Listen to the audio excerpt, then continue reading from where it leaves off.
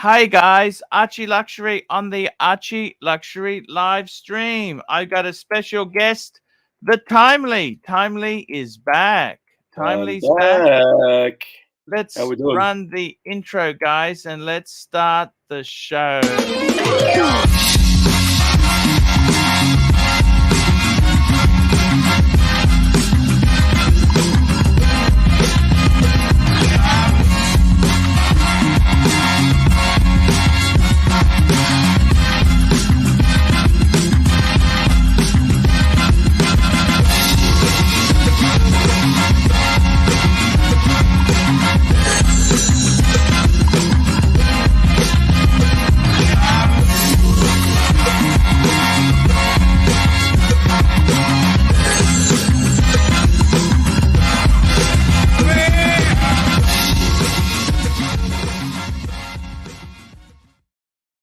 Hey guys, we've got Timely Behavior back in the saddle.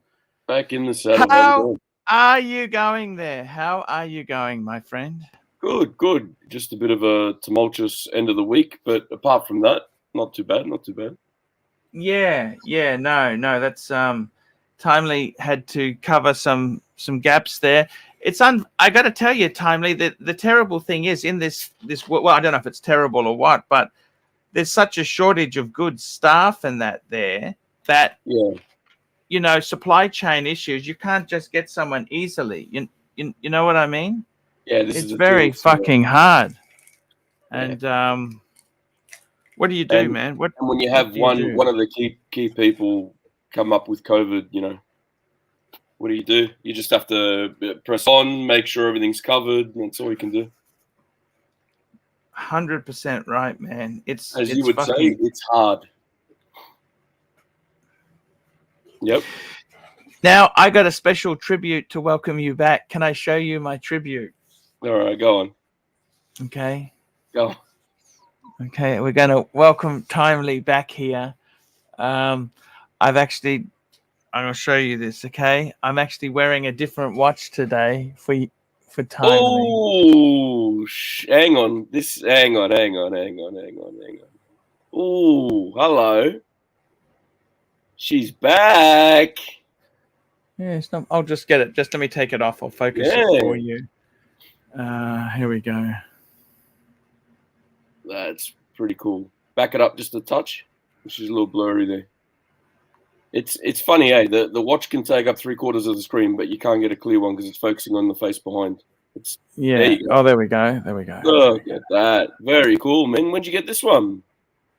No, well, this is the one that I've got a lend of. Okay.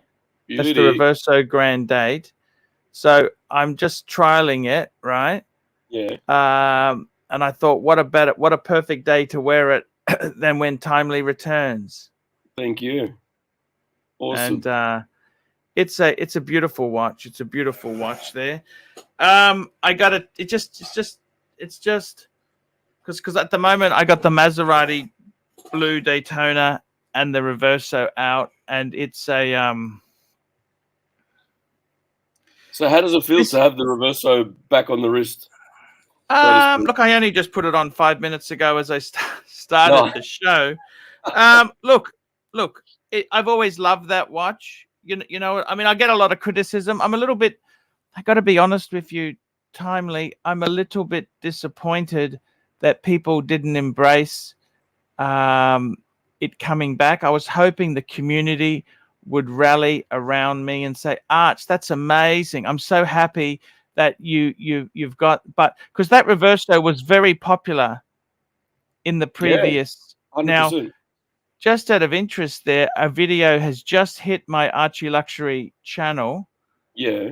Where I actually have started I got a series. It's called this first series. The first video is rebuilding my collection from scratch. What was the one watch I wanted after the burglary? And I got to be honest with you. I talk about the two-tone bluesy sub. And that's a good series, by the way. So that's on the Archie Luxury Hang channel. on, you got Ali Reza. Ali Reza, $5.44. Any wristwatch that makes us happy is amazing. Wear it in better health and happiness. Hey, Thanks, Ali. Much apprecited. And as that well, is SD43 before for the well wishes. Thank you as well. yeah, he's a lovely guy. I gotta tell you, look, you got to embrace it. We'll see how it goes. You know, this is the whole thing. I embrace it. I love the watch. Look, We'll, you know what it is? we'll What see I'm how finding, Arch? Yeah. I'm Yes, finding, sir. oh, hang on. We got a special guest here. Hey, how goes it, guys? Hey. We won't. Hang on. How are you going? Rancher? It's the Rancher. Do you want me to remove you while you adjust your camera settings? No, that's right. All right. Give me a second. All good. It's okay. What? So here's the thing, Archie. I've been noticing that lately in the forums and across Facebook and so forth, and as well here on the Archie channel, the Reverso is not in vogue anymore. No, that's quite. It was the one to have with the collection, and then all of a sudden it's not. But you know what? That's what makes the Reverso so cool, is that it is a watch that it doesn't have to be. Yeah, we've super. That one, Rancher. Yep, we got that one, Rancher. Oh, okay. Thanks, mate. How you doing anyway? Thank you. Well, you know, I actually remember when I got my Reverso Duo Face, what Rudy Dobson said. Well, basically, it's just like, welcome to adult watch collecting. Yeah, I got told that as well. One of the moderators in Bear's Facebook group, Facebook forum there, really nice guy. I speak to him quite often, said, welcome to adult watch collecting. Yep. Yeah, that's exactly. That's an introduce. That's a fair way of looking at it. And I mean, look. The thing is, this Duty Robson. A lot of. Sorry. Duty Robson. Duty Robson. Remember him? I don't know if you guys remember him. No idea. Okay. Here we go. We've got another super chat. No, we don't have a super chat. Look, I got to tell you, it's the community. You've got to go with what you love. Okay. There's no point for me to tell you what watches to go for. You have to go with things that really make you happy. And everyone says buy what you like, and then take the time to tell you what you should buy. Yep. That's what I've found happens generally in the community. Everyone goes, man, you need to buy what makes you happy, but I really think you should buy this. So Archie, buy what you like. Honestly, no strings attached. If it makes you happy, the Reverso, get it. If having that picture of, you know, the Bluesy, the Daytona, the Patek, etc., all that together, getting the band back together makes you happy, then do it. Yes. I see. I understand. It's like having two options. Thank you, Clivers.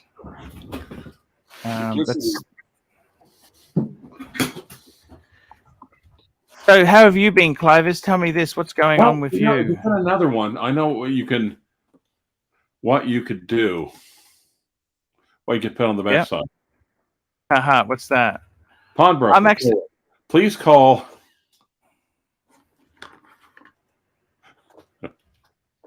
You then put your phone number on. Yes. Good point. Pawnbroker, please call. Yes. Yes. No, I'm not going to engrave anything on this watch. Here you go. Here's a good comment, Archie. Here's one for you. I'm sure the thieves will appreciate your thoughtfulness.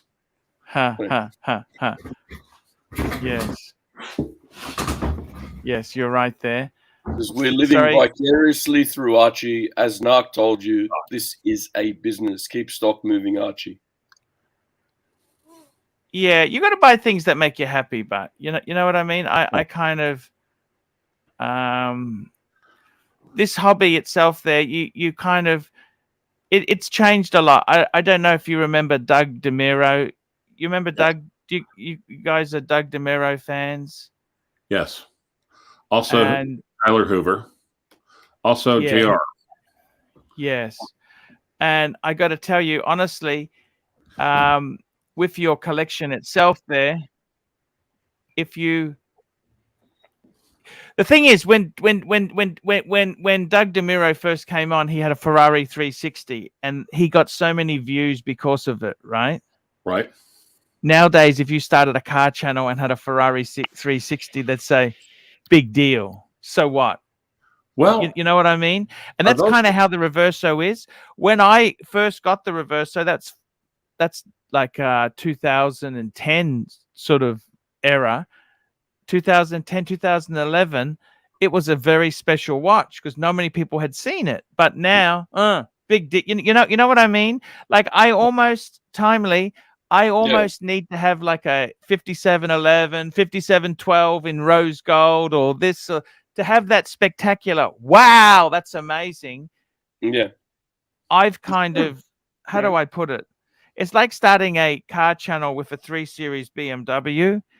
It's big deal. That's what the punter would say. So what?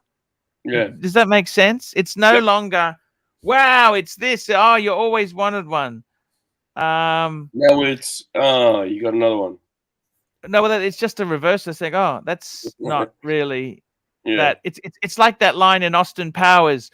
I want $1 million.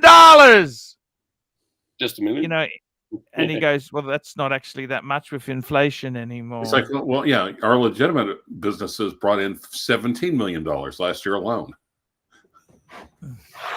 Number 2. Yes, exactly. So, you know, it's kind of that's kind of how it is there. Ali, we'd love to have Ali on. Ali, come on, jump on. Can we get Ali on? And you got Watch Nicholas and his viewers dropped in to say hello as well. So thank you, Watch Nicholas. Thank you so much. Watch Nicholas, thank you. Thank you, man. We always appreciate the Watch Nicholas viewers. You got Showcase Watches. You want to give this one a little bit of a read? Slightly balding, overweight, loudmouth Aussie I know once said, life isn't a dress rehearsal, but buy what you love. I'd listen to that advice, Arch. The guy who said it knows his shit with watches. Yeah, you got to look. You know, for me, I don't know where you guys are coming from, but Gun Glutton, $10. I'll let you do the super chats on the screen, Timely. Yep. Otherwise, we're fighting to press the button. Good advice. Ewan Bear said I should get an Explorer 1 next, but I already have a two-tone Datejust 41. I want one of each of my favorite brands and one of every complication. I'm going to get the new Speedy next. Then maybe a Grand Seiko GMT. I got to be honest with you. The only problem, Gun Glutton, I got to be totally. I don't know, Archie. Let me jump in here real quick. Do you really want to argue with a fellow that you know is heavily armed? And there's a picture to prove it. I would tend to say if you are doing one watch per brand, Rolex has to be either a sub or a GMT. Actually, I reckon this GMT. Who makes the most famous sub? Probably Seamaster or the Submariner. Those two, right? Yeah. Who makes the most famous GMT? A resounding Rolex. Maybe the Tudor, but that's. What do you think, guys? Yeah. That's if you're getting one, go for the Pepsi. It's the most iconic one I know of. 100% right. Cool. 100% right. Now we got another super chat from Timely Behavior. $8. Super chat. Where have you been? Look, a Reverso so nice and clean. Congratulate. Ooh. Well, I'm just trialing it. Timely. Yeah. Look, you're already sniffing it, so yeah. Chances are it is a nice watch. What I was trying to say to Gun Glutton is maybe if you're going to have one watch per brand, you got to really think which ones. mind you, the Datejust is so iconic. That's probably one of the most that's the Datejust. I think rules are meant to be broken. Sometimes those rules are crazy to keep. Another good diver would be a Pam. Pam would make a great diver, wouldn't it? True. Yeah. One watch per brand. Pam. Yes, we used to have. We used to have that.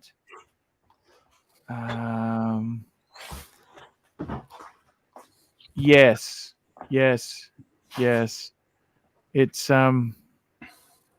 interesting stuff there. So it's very cool. I also got another video coming out on the Paul Pluta channel, why my Honda will outlive my BMW. You agree with that, Timely, don't you? Easy. Oh, yeah. Your Honda will outlive two BMWs in a row. Your BMW. Yeah, too much plastic in them, don't you think? Yeah. Look, plastic, build quality. But you still want to get an Alfa Romeo. You're a sucker for punishment. That's a car. Not really a sucker for punishment. Mine didn't have any issues. Super chat. AD never calling $10.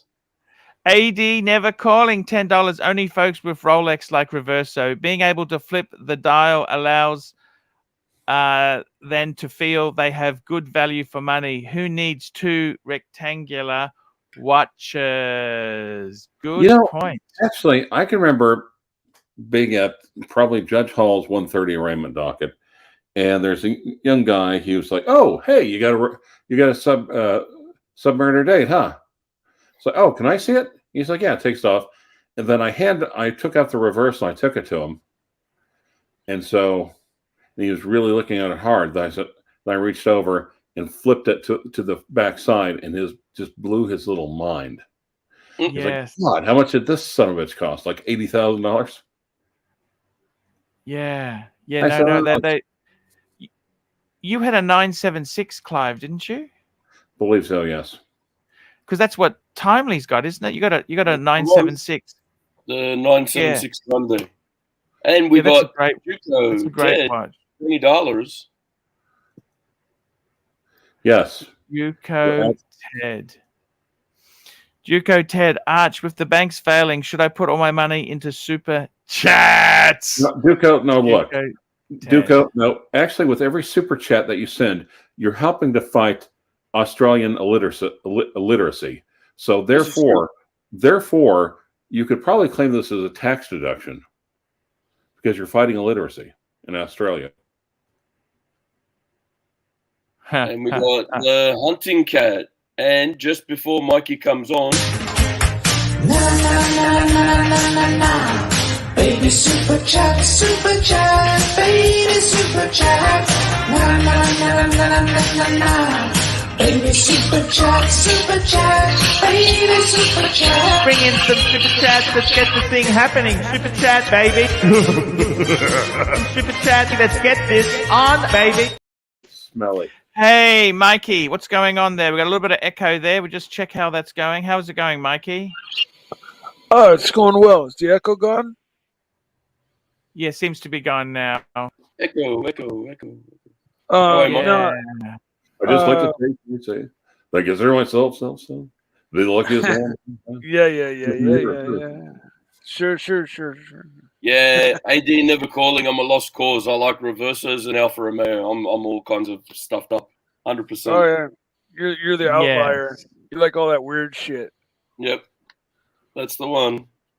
Yeah, unfortunately, you got a brother in me there, Timely. Archie said I'm a sucker for punishment because of the Alpha, but I've never actually had an issue with the Alpha. The Beamer just crumbled and dissolved in front of me like, a disprin in a glass of water. But the Alpha was strong all the way to about 315,000 Ks when I sold it. So I had the opposite.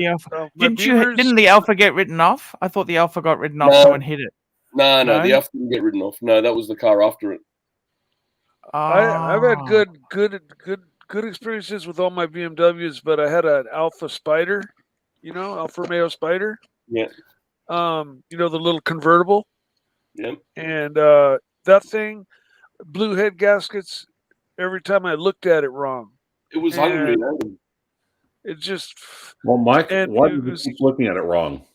Well, I don't know. I guess it just didn't like the way I looked or something.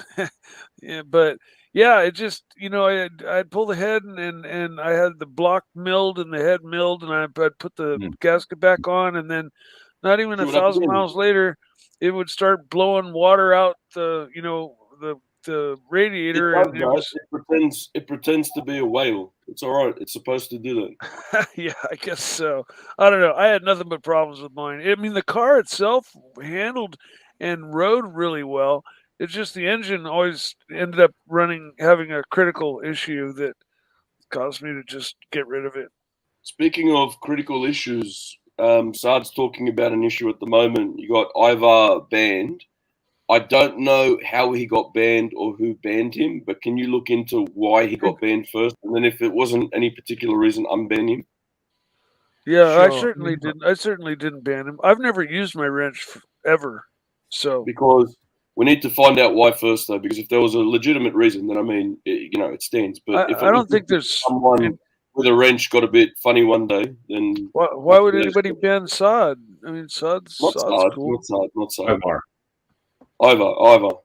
Because because if someone banned Saad, we wouldn't be able to see him telling us. We'd be at war now. Saad would have rounded up the troops, and he's a general. Yeah. Saad? Yeah, that's true. Yeah. But he didn't have that many troops. He only had 2. True. So you had a 976 as well, did you, Rancho? Yes, I did. Very cool. A 976 is what? We've got there on the screen at the moment. Pantera. No, it's not a Pantera. No. It's a Porsche, right? That's a 351, not a 976. Yeah, 351 Cleveland. But is 97? No, it was Detroit. 976 is what you said. Is that a Porsche? Is that a 911? No, it's a GLC. It's a Reverso. 976 is the watch that's on the screen. Oh, the Reverso. Okay. Yeah. All right. Sounds like a Porsche, though, doesn't it?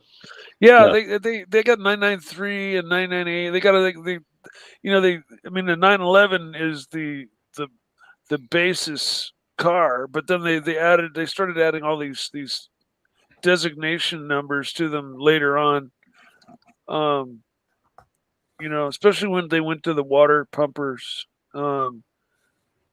Even before that, there were a couple of. He's in the Laser comment.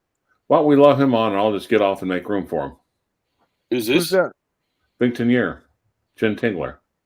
Yeah, Jen. Hey, we can handle more than one person on at once. There's enough bandwidth there, Clivers. It's all good. It's all good. Don't worry. We've upgraded the interweb. Oh.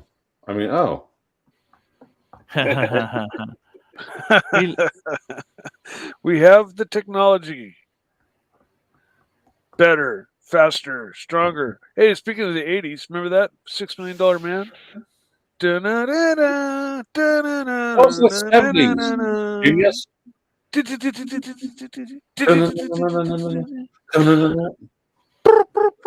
was looking with his eye, with his super secret eye, would go. Yeah, and when he jumped over fences and stuff, he'd boing. So Archie, watches. Yes, sir.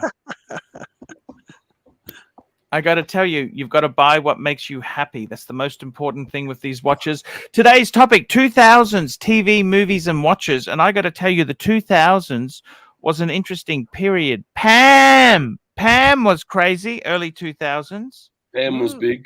You had and Reverso, they were high regard. Early 2000s, high regard. The earliest memories I had of the Pam. Oh yeah, that's true. Was Stallone in Daylight. The early 2000s was actually peak Pam when you think about it. Yeah, I got in late, right around 2010 is when I got into watches, and they were still big. The Stallone and Archie. Mr. Muscle Man. what's his name? Arnold Schwarzenegger. You know, they were rocking the Pams and the big watches back then. And at the time, I'd gotten my Submariner, and then I started looking at big watches. But my watch collecting was slow at that time, so I just looked for quite a while. So What's you collecting? had Daylight, and you had the Panerai. You had the Thomas Panerai. Brown affair. Had the Reverso. Any movies have the Royal Oak in it? No. I don't think so. Or the Big Bang, the Hublot Big Bang. If we're talking big watches. Well, yeah, but that's a theory.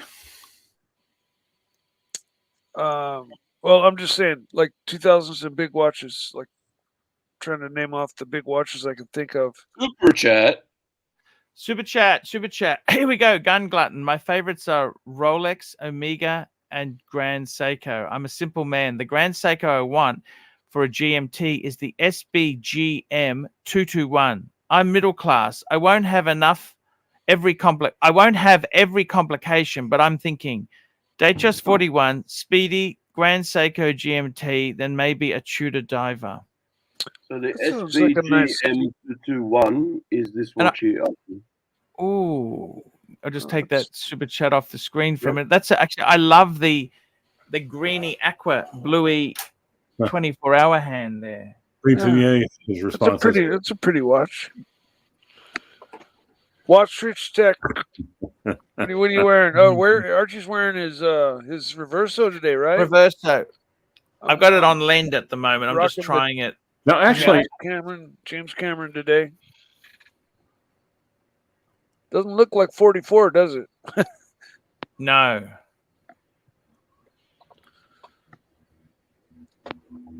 $100%.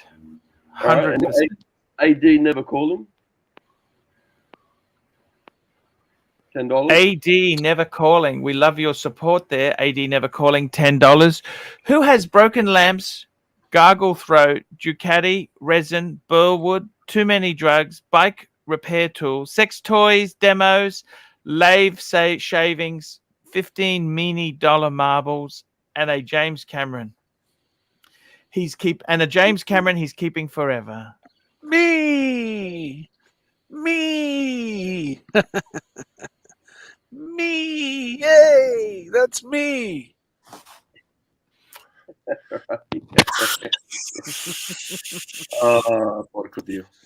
So this is Daylight, and this is the Pam that he's sporting during that one. Do you think? Yes. Do you think he started the trend pretty much for Stallone? That's Stallone there. That's Stallone. That's Stallone without all the plastic surgery and far out. Incredible, isn't it? Super chat. Here we go. AD never calling, $10. The same guy that adopts dogs that piss in his mouth and dumps them off at nursing homes when his other dog dies. Mike the Snake. Well, that wasn't quite what happened. AD never calling, but hey, it was he rehoused. The first part was true. The second one is poppycock. That's right. What? That's pure poppycock. Puppy. I was going to say you beat me to that one. Yeah, okay, fine. Puppycock. Yeah. That was good, actually. If you're going to accuse somebody, accuse them accurately. 100% right. How much different is Stallone looking now? Like, have you seen Tulsa King compared to this? God. Yeah, he's what's happened to him? Smile. He's what? He's in a constant smile now. Like you just. Yeah. He's had so much done to him. It's just like. It's pretty bad. Yeah, it's like his bone structure is kind of really pronounced now. You know, he's like had so much of his face sucked out and his skin stretched back. I don't know what to say with Stallone. Like, how old is he now? He'd be in his 70s, wouldn't he? Yeah. He's getting on. But also, the next generation, the next season of Tulsa King is not going to be filmed in Tulsa, or actually in the flyover states at all. Oh. I remember the Stallone from Rocky. Adrian! So this is the Thomas Crown Affair Reverso no brand. Oh. Wait. Yes. Stallone knew Yes. Barky's neck? That is beautiful. And they'd taken the name off because he had a He deal was with Bond, James Bond. Omega. He had a deal with Omega, so they couldn't have a name on the watch. Wow. And is it just So a the steel? story- Is it just a solid metal back case back? Oh, couldn't tell you. I'll be honest with you, don't know. I haven't seen the movie. There it is. I've seen the movie, but I don't remember it. It was so many years ago that I saw it, and I've never seen the original. I didn't even realize that this was a remake. What, Thomas Crown Affair? Yeah, I didn't. Wow. Yeah, I thought this was the original, or I just I saw the movie and didn't realize it was a remake. It's It probably was a lot good of movies movie. like That I thought that was a great movie, The Thomas Crown Affair. Yeah. I haven't actually gotten around to seeing this version of it. I've got the Steve McQueen version. This version's very good. This version's very good. I like Pierce Brosnan as an actor. I like him. He made an okay James Bond, but as an actor, yeah, I like him. Good guy. Good guy, eh? Yeah.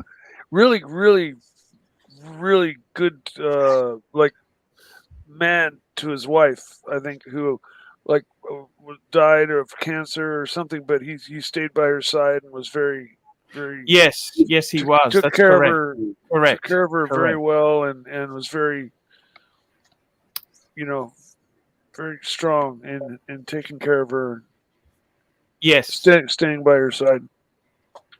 Yes, very true. Is Omega luxury? I think it is. I think Omega is a luxury watch. And then this is the other one. So from early 2000s, yeah. When did it air? Just having a quick check.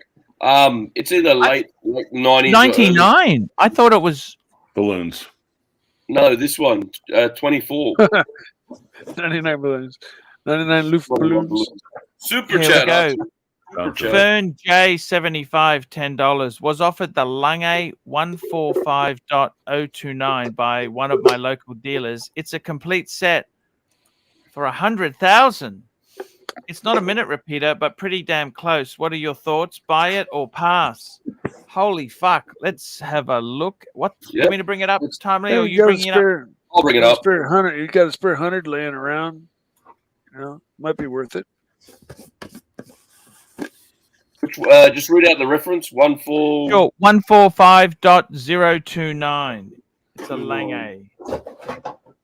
Zeitwerk. He says it's a complete set. So is it like the Omega? Is it multiple watches or just that one? Zeitwerk.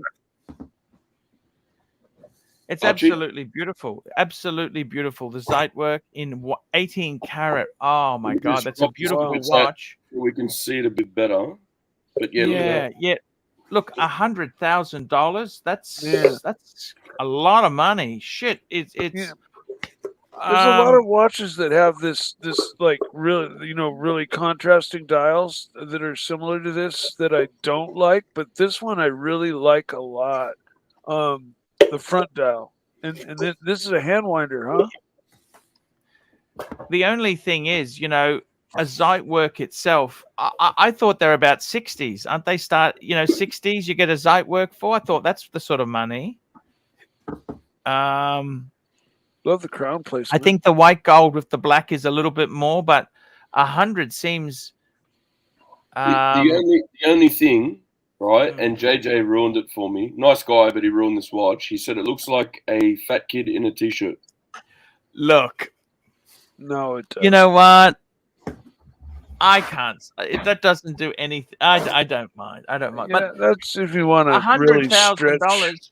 Fern J75. Just jumping on Chrono, and people say Chrono is inflated. The prices are inflated.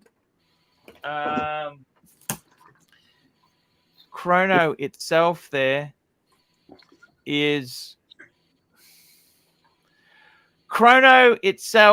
saying I'll just pull it up if you don't mind, Timely. I'm just going to bring my screen up there because I'm just having a quick look here. I want to give him some value. So this is low to high. So you can get a Zeitwerk 60s. Okay. Yep. Hang on. I'll add your. There you go. Yep. Oh, sorry. You can get this 60s, right? A basic Zeitwerk. The white gold one, 70s, 70,000. So he's saying 100. Is the top complication like a flyback date? No, the top that's a power reserve. Oh, is that what that is? So 100, I don't understand. Fern J 75. I mean, Chrono. People say Chrono's overinflated. So 100. What makes it worth 100? Is it brand new? I don't know. This is 18 karat white gold from the reference that he gave me. Oh, yeah. It's a complete set. He probably means like box papers and. Yeah, well, these are complete sets too on sale here for. Yeah. 70,000. I don't understand. Just comment down and we'll investigate a bit more. But it's not making sense for the price that you're paying versus what we're finding. Yeah, Gun Glutton, $5. Hold off. Gun Glutton, $5. Pierce also stayed with his wife Keely's side, even though she's a voluptuous woman. She was a very beautiful wife. You know what? Skinny isn't necessarily perfection. Okay. Look, for me, I'll tell you now. If they're both happily married, they love each other, and they can live the rest of their lives happily without, too many issues or no major issues. Happy days. God bless them. Exactly. Yeah, because a lot of people are less fortunate. And I must say, in this world we live in, everything is so superficial. Superficial. Super chat. Neo $2. Neo $2. You can get it in platinum for 120,000. Well, on the plus side, it looks like she lost 100 pounds and she's still stacked. So good job. There you go. And Showcase. I'm not one for dress watches, but they very rarely do it for. I'm not one for dress watches, and they very rarely do it for me. But damn, that thing is beautiful. And a trouser accident waiting to happen. Thank Fike, I've got baggy trousers on. There we 100%. Go. Yeah, I agree. AD never calling $10. Mike's brainwave scan looks like a datagraph movement. Thank you. Jesus. Thank you, sir. Oh, God. And we've got another super chat. Yep. Oh, here we go. Fern J75, $5. You were looking at the wrong watch. This one is a strike time, has gongs. Well, that was the reference that we got. Oh, this one that you got here, Archie. Have you got pull one up and see the reference number, and I'll cross-check it. Okay, so that's a 140.029. $70,000 here. Look. No, you got the wrong one. It's 145-029. 145.029. 029. Let me find that. Apologies. The first one I pulled up was that. Fuck. Well, that's right. I understand. I understand. I get it. 100. Look, okay, 100. We stand corrected. 100 seams. Wow. So it's a strike time. Fuck. Okay. Beautiful. Yeah, 100. That's a lot of money. $100,000. $100,000. Damn. Double tap. Go for it. Hey, what do you think? Go for it. Go for it. Why not? Sure. If you got that It's a much just 60 laying piece. around. Don't worry about the fat kid. It's a 60 piece. Go for it. John Why would- C. why would $2. John- John C. $2. Was Bangkok better in the 90s or 2000s? Okay, so John C. The first time I ever went to Bangkok was 2002. So I can only compare it to then. I spoke to John Suckerhorn many a time, and he tells me, yeah, it was very different in the 90s. And then again, I can remember coming in the 2010s. It had changed again. The funny thing is, there's small incremental changes. Like what happens is, I remember when I first went there, 2002, there were a lot of internet shops, like internet cafe. You could go and, you could use the PC for an hourly. You could hire a PC by the minute, by the 10 minutes, 20 minutes, by the hour. Because the mobile phones weren't smartphones then. Neo $2. Buy the Lange and do the unboxing, please. Thank you so much there. Yeah, that'd be great. Honestly, if you buy it, please come on the show and do the unboxing. And MCM $5. Dear Mike the Snake, since you're wearing your largest watch, can you please tell us the largest lady you have spent sexy time with? Yeah, it was a one night stand, and I was really drunk, and I went mountain climbing.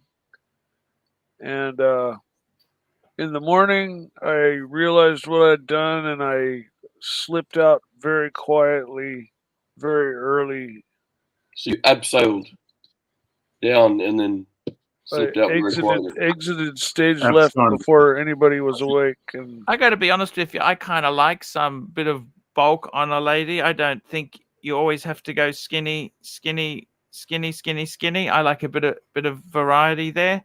Some very attractive. Some of the most beautiful women are not what the modeling world would say is perfection, but my standards are different to the world standards. And I got to say, it's a lot of, I got to say, in all honesty, I've become less superficial as I get older. Yeah, no, I just meant like there was one girl that was beyond. Hey, that's okay. That's okay, Mike. We've also, just quickly, Bangkok in the 90s, 2000s, all this different time period. I got to tell you, what I found is that the little Kodak, there was photo processing shops in 2002. They're no longer there because everyone's taking digital. And those internet cafes, they sprung up like mushrooms, or most of them are gone because smartphone technology. John C. $2. John C. $2. Do big girls smell worse than petite girls? Not necessarily. Not necessarily. They can be very cute. I think they can be really cute.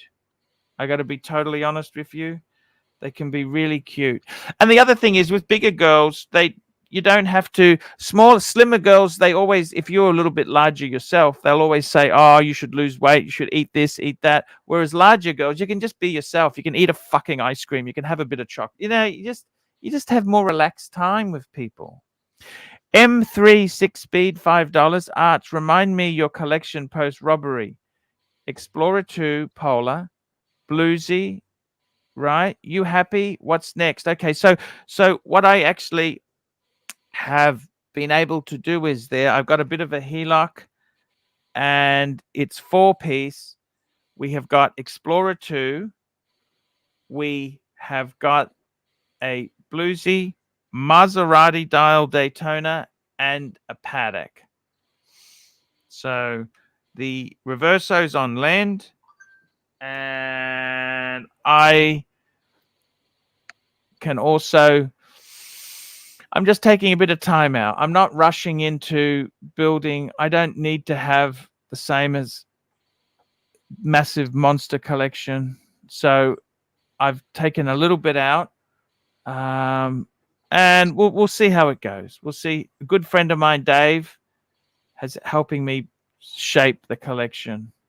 And just yesterday as well, I was at my watchmaker's and Yes, just having a conversation with him. That's Cove's brother. And yes. anyway, one of his customers turned up, and he was a big fan of the show, and he started talking to me about it and everything. So just a quick shout out to who I like to call Mr. Datejust. He was nice meeting you yesterday, and he's seen you on the show too. He's seen you on it. Yeah, he saw me on, and that's how we got on the conversation of it. He reminded him of the show, and just we had a bit of a catch up about the past. I don't know 6 months of the show and things that have happened and all that. So no, he's a big fan, and he says a big congratulations on the pieces, and he was really upset about the robbery and stuff as well. So he's been watching you for years, mate. Yeah, you've been entertaining a lot of people. Yeah, no, that's really sweet. That's really, really sweet. I got to tell you, it's a tricky look. It is tricky. You can only do your best, and that's all any of us can do is try your best. Things happen, and hey, what can you do? You really don't have much choice. It's tricky. It is tricky. So I'm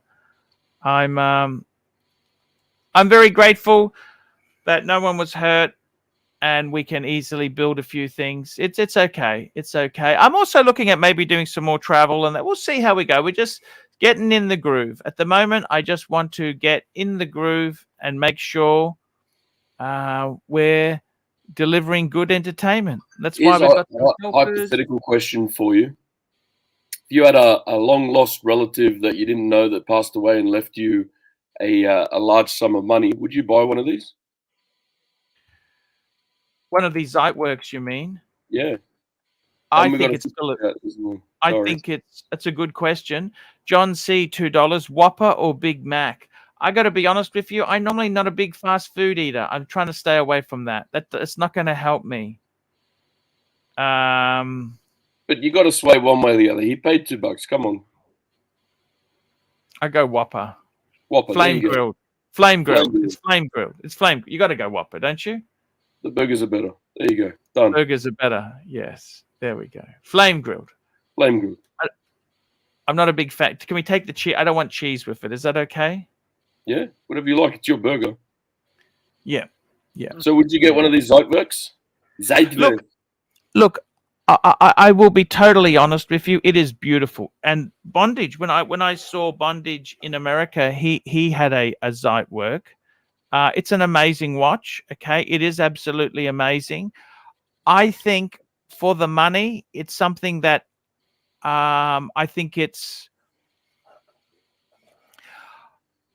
How do I say this? I'm more of a value. Here we go. AD never calling $10. Arch, did you tell Mike about your unfortunate robbery? If so, tell him again, and he'll be shocked just like the first time he heard about it. And Mike knows about the robbery. Come on. Oh my God. That's so terrible. That's exactly it there. I got to tell you, seriously, for me, let me just show you something. Can I show you something timely? Yeah, just can you do the Ivar thingy, please? The Ivar? Yeah. Sorry. Oh, Ivar. Sorry. That's what I was just trying to remember what the fuck I was trying to do. What? I got completely sidetracked. Sorry. Just let me go in there now. I'm fixing it now. Okay, let me fix it. I'm going in. Go. Ivar what?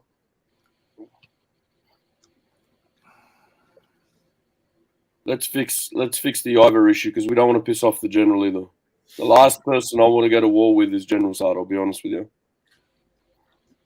No, I love Saad. You love Saad? Just trick him into the ice chamber. It's no big deal. We all know how to deal with him. Come on. So, Actually, Mikey, there's a whole stack of, I tell you what. You know what? Let's just. I tell you what. Let's. There's a whole stack of people here who have been banned. Let's just unban them. Okay. There we go. Let's do it now. Done. Because there seemed to be a whole stack. Done. It's ready to go now. Okay.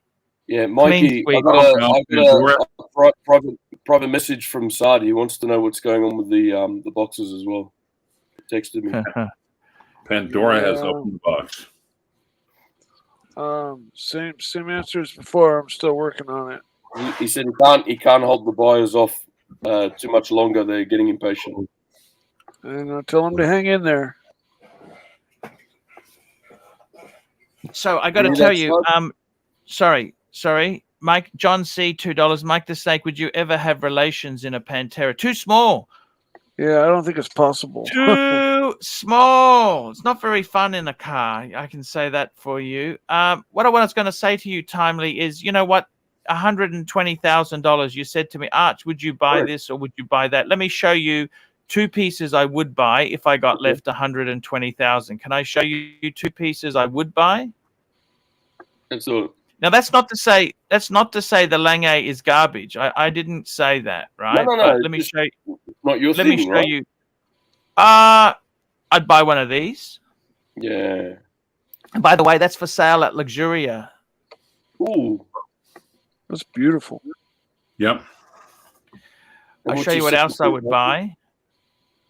Wow. I'd buy this. This was $32,000. Okay. Dave's Vacheron. Wow, double flyback. 71 retail. No, that's a retrograde, not a flyback.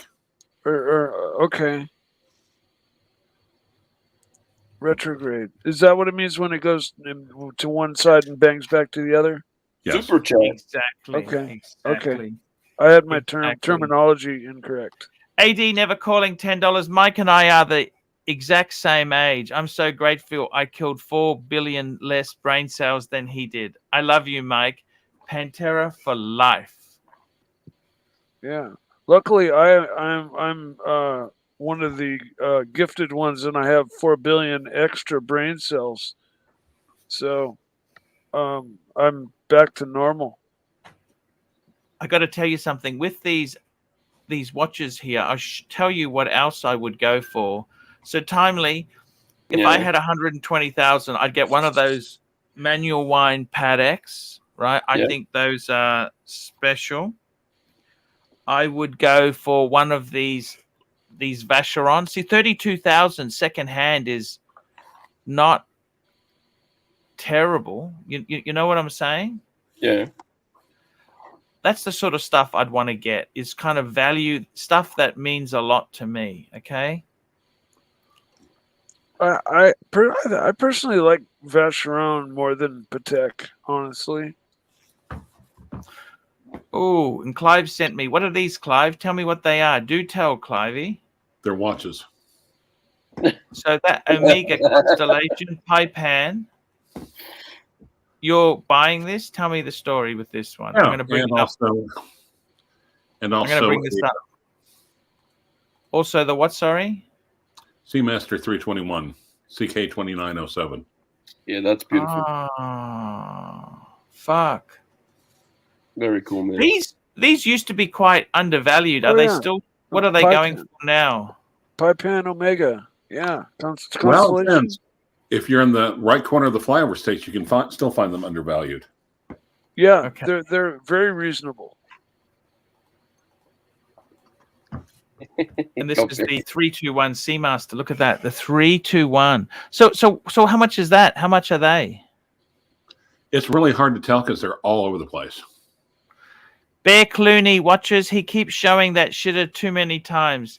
That VC shitter. I think he bought that shitter. No, I wish I did. You know what?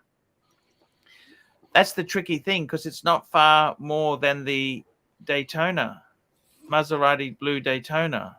So what's the year on this one, Clive? 1957. Ooh. Fuck. That was a lot of money in 1957 for this watch. Super chat. Yeah. Here we go. John C, $2. Best watch to wear carousing in Bangkok. What's the best watch, Archie? He's asking. You know, in Bangkok, high humidity. You want something waterproof. I would say Explorer 2 Polar. A little bit off center. Doesn't stand out as the obvious Rolex. Explorer 2. How much jingle jangle is there stretching in that bracelet, Clive? Not a whole lot, believe it or not. Now the end links are a little loose because, well, frankly, they're a little loose at that age. But there's not that much stretch in the bracelet. Every once in a while, you can find one of these. See, the what thing sort is, of money can you find them for? What's a bargain, and what are they really worth? Can we ask you that? 3, I think. Fuck, that's cheap for a 321. See, people go crazy for the new 321 Speedmasters, but these are a bargain with a vintage 321 in it. Yep. Yeah. And what are they worth, you reckon? Or that's what they are worth? Hard to tell. 5 or 6, really.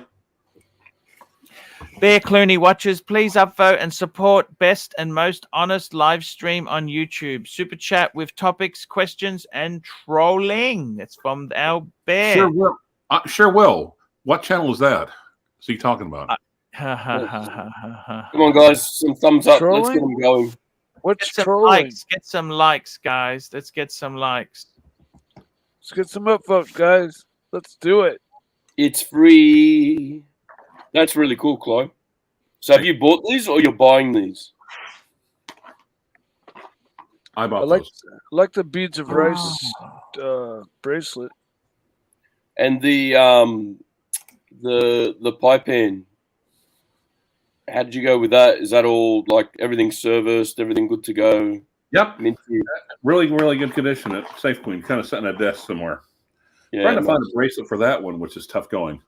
That's going to be hard to find. Yeah, these ones are the bracelet you're seeing here at the moment. That's, you know, they're across most of the Seamasters, early 50s as well. So they're not too hard to find. 80 mil lugs on that. Yes. Yeah, so it's not too hard to find that one, but it's more getting one in the condition. It gets a bit expensive. AD never calling, $10. AD never calling, $10. Mike and I are Submariner step brothers. He is black and mine is green, just like our teeth. No, his is black. And mine is green, just like our teeth. Got you. Thank you. Thank you. Thank you. And again, thank you for helping to fight Australian illiteracy. Thank you. This is true. With every super chat, we get closer and closer. Yes, we do, sir. All right, I'll be back in a few, okay? Yeah, no problems. No problems. No problems. That's a really cool dial on this one as well. Patina's nice. Like, it's just got that color change, nice and even. Very exactly. Cool. Well, thanks. I appreciate it. So, what are your plans with these watches? You're selling them, keeping them? What's the go? You've got them in for service. What do you normally do when you buy some beautiful vintage watches like this? What do you do? Do you just wear them, or do you get them? Well, first of all, I take them to who used to be Uberoki's private watchsmith, who's now kind of my private watchsmith, and say, Glenn, yes, take care of these. Look them over. Let me know what you think. Hang on. Now, like Cliver's has ruined me a bit. I'm going to go get my old Seamaster as well now. So give me a sec. Thank you. And enjoy them. Enjoy them? Yeah, and actually one of the things he's telling me is like, he's like, these used to be all over the place. You don't see them at all now. It's like, no. Even my old guy is saying you might want to hold on to these for quite a while. Ah, got you. Yeah, they're not. This is this is what happens, isn't it? Really? Hey. Yep. It's what happens. So yeah, this is the way it goes. This is the way it goes. And Cheese Louise mac and cheese. Would you? Well, what made you buy them? They just came up, or did you search for them, or? There's another collector Yeah. Oh man, there's another collector in Wichita, and he's a Zenith fan. So I traded like that funky, oversized like Hublot Zenith from the early 2000s. And I see. And the thing is, when you deal with other collectors, the nice thing is that a lot of times, instead of going through and like would-be watch people, it's just like you get what you want. Fair enough. Yeah, I got it. I'm back. So tell me this: which one of the two appeals to you more? Tough. That is tough. Well, obviously, I'd say the Seamaster does. Super chat. Okay. Here we go, Mr. Valjoux, $5. Rolex Omega Breitling doing salmon dials compared to Holy Trinity salmon dials is like eating farm-raised salmon. Give me King Wild all day long. Sure.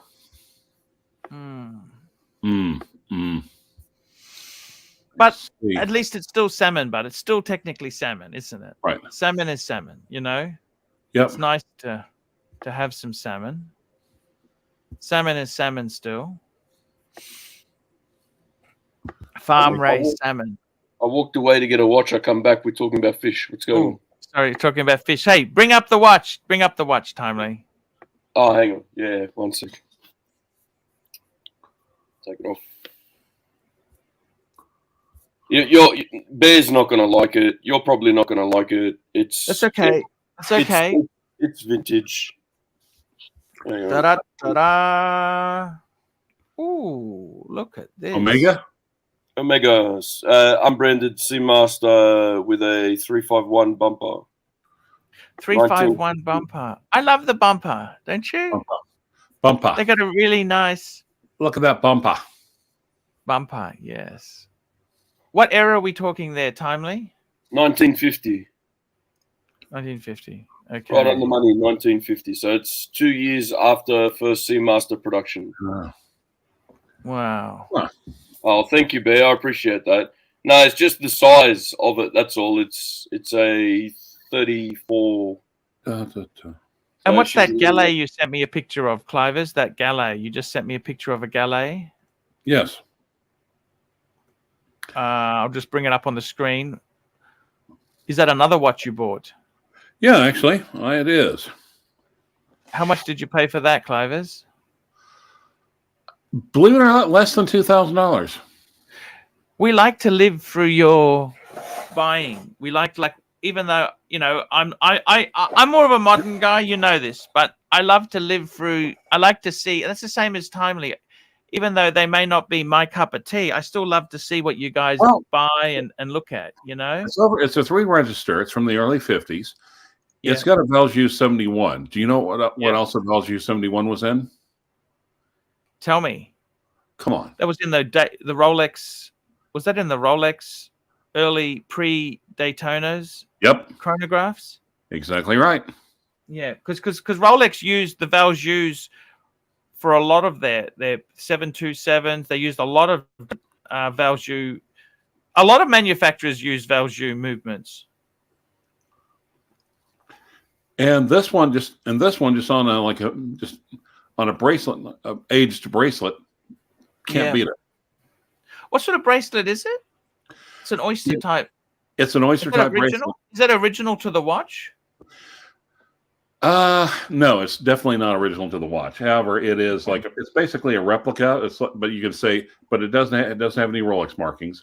But you can almost see with this one, I'd want to go and find like a Guy Fieri or whatever, one of the pre-Rolex oyster.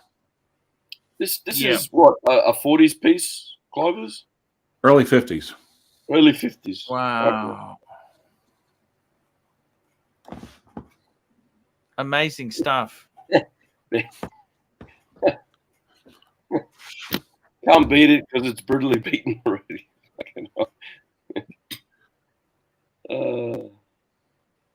No, it's a beautiful piece. I like the blue handset as well. Very cool. Yeah, and with the legendary, with a legendary timepiece inside of it. Yeah, legendary movement. And it stands right up there, shoulder to shoulder, with the Omega 321. Mm. Wow. Which is, of course, originally a Lamania movement. Yes, Yeah. it was. The 321 was originally Lamania, and then they used the base movement in a lot of Tissot as a caliber 27. Yeah. And Omega used it as the Speedy, the most famous. So it's amazing. One little thing across was SSIH, the group. So very beautiful.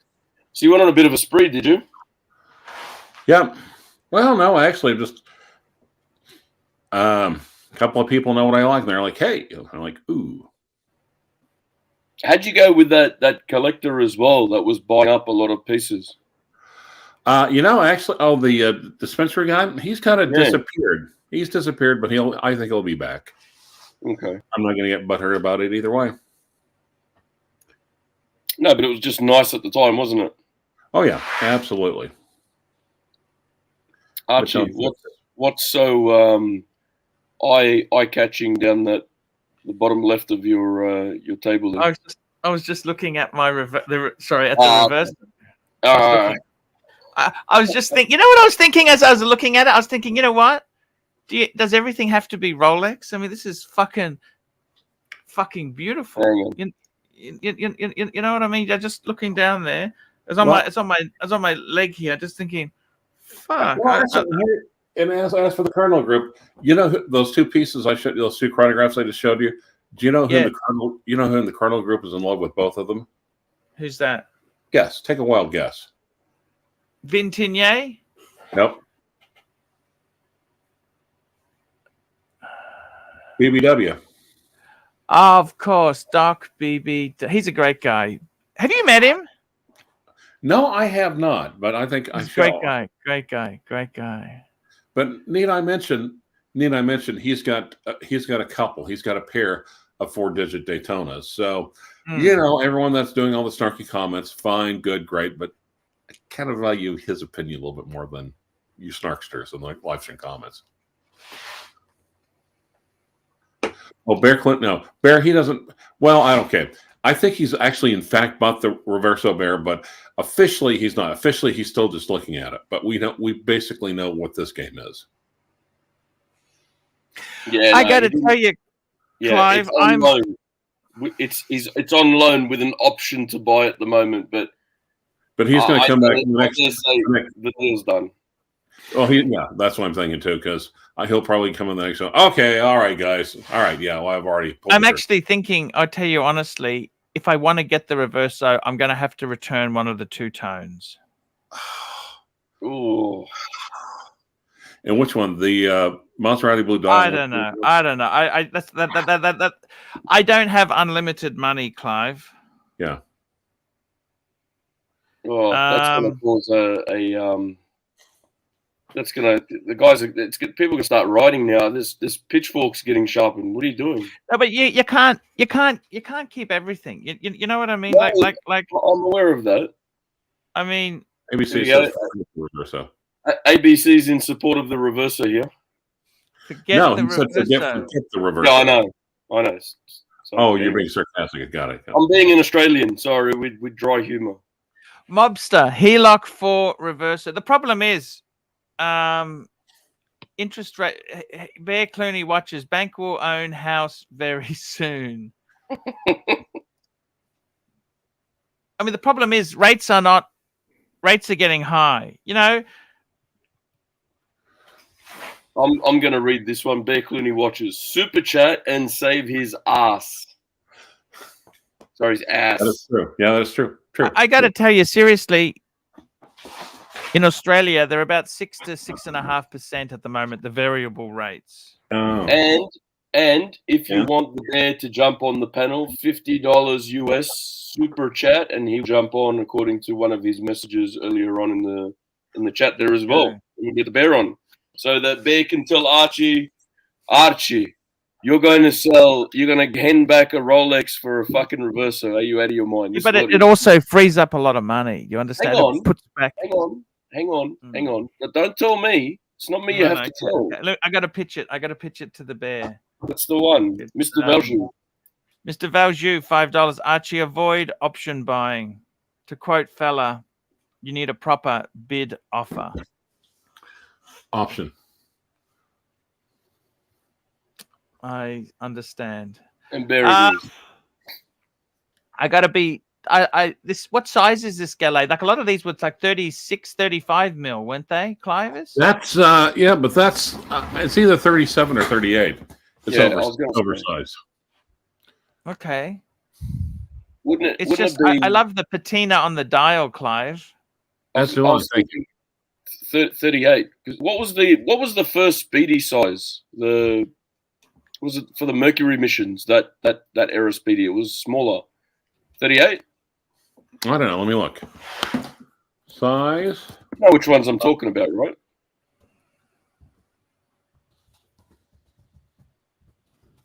Because I think around that time they were all about 38 mark. How big is a 57? 40.5 millimeters. Oh, okay. All right. Fair enough. Yep. The term bid and ask, also known as bid and offer, refers to a two-way pricing quotation that indicates the best potential price at which a security can be purchased. I didn't know you go both ways. Interesting. Yeah, but that's the problem. There's nothing wrong with that. You've put security in the phrase of one of Archie's purchases. This doesn't happen. This is what makes Archie great. There's no security. Right. It's insecurity. Yeah. That's what makes the show great. Timely, just cover me for a minute. I'll be back in 1 moment. Good stop. Wait, super chat. Right as he walks away. Oh, sorry. AD never calling. $10. Way to go. Keep the stock moving, Arch. Grow no roots. Touch, feel, wear, experience, and give back to Dave. Be like the barber and say, next! The barber. Baba. Not Alibaba, the barber. The barber. Oh, I know. The guy, how do you say it? Bear, you need to hop in the show and flog some sense at Archie, says Mr. Valjean. Letting Archie run with their answer. Has his hand in the cookie jar. Yeah. Okay. Yeah, well, I can see, you know what? This is what you're going to hear. But I have to give back a Rolex to get the Reverso, but I really want the Reverso, but I don't want to give, fuck it. I'll just keep everything. Yep. This is what's coming. And if Bear comes on, he's going to try and talk some serious sense into him about what the hell are you doing? Giving back a two-tone Rolex for a Reverso. What's wrong with you? Okay. Now, Timely, can you change the screen or not? Yeah, I can change the screen. What would you like? Let's change it to something Rolex. Let's put a big Rolex up on there so we'll draw views. Let's put a big Rolex.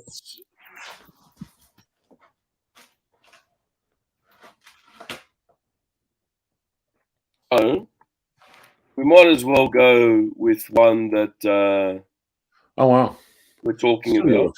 The studio looks unusually clean and organized. Yeah. Yeah. Wow. What happened? I don't know. All right, so this is in Australia. It's sold, but this is add to stream.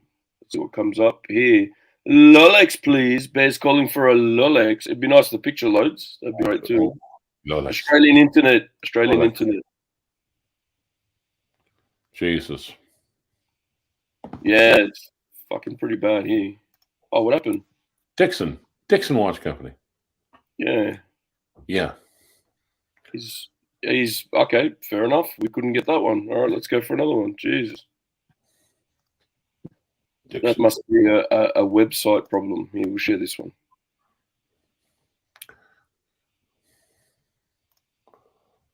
Thank you. Yep.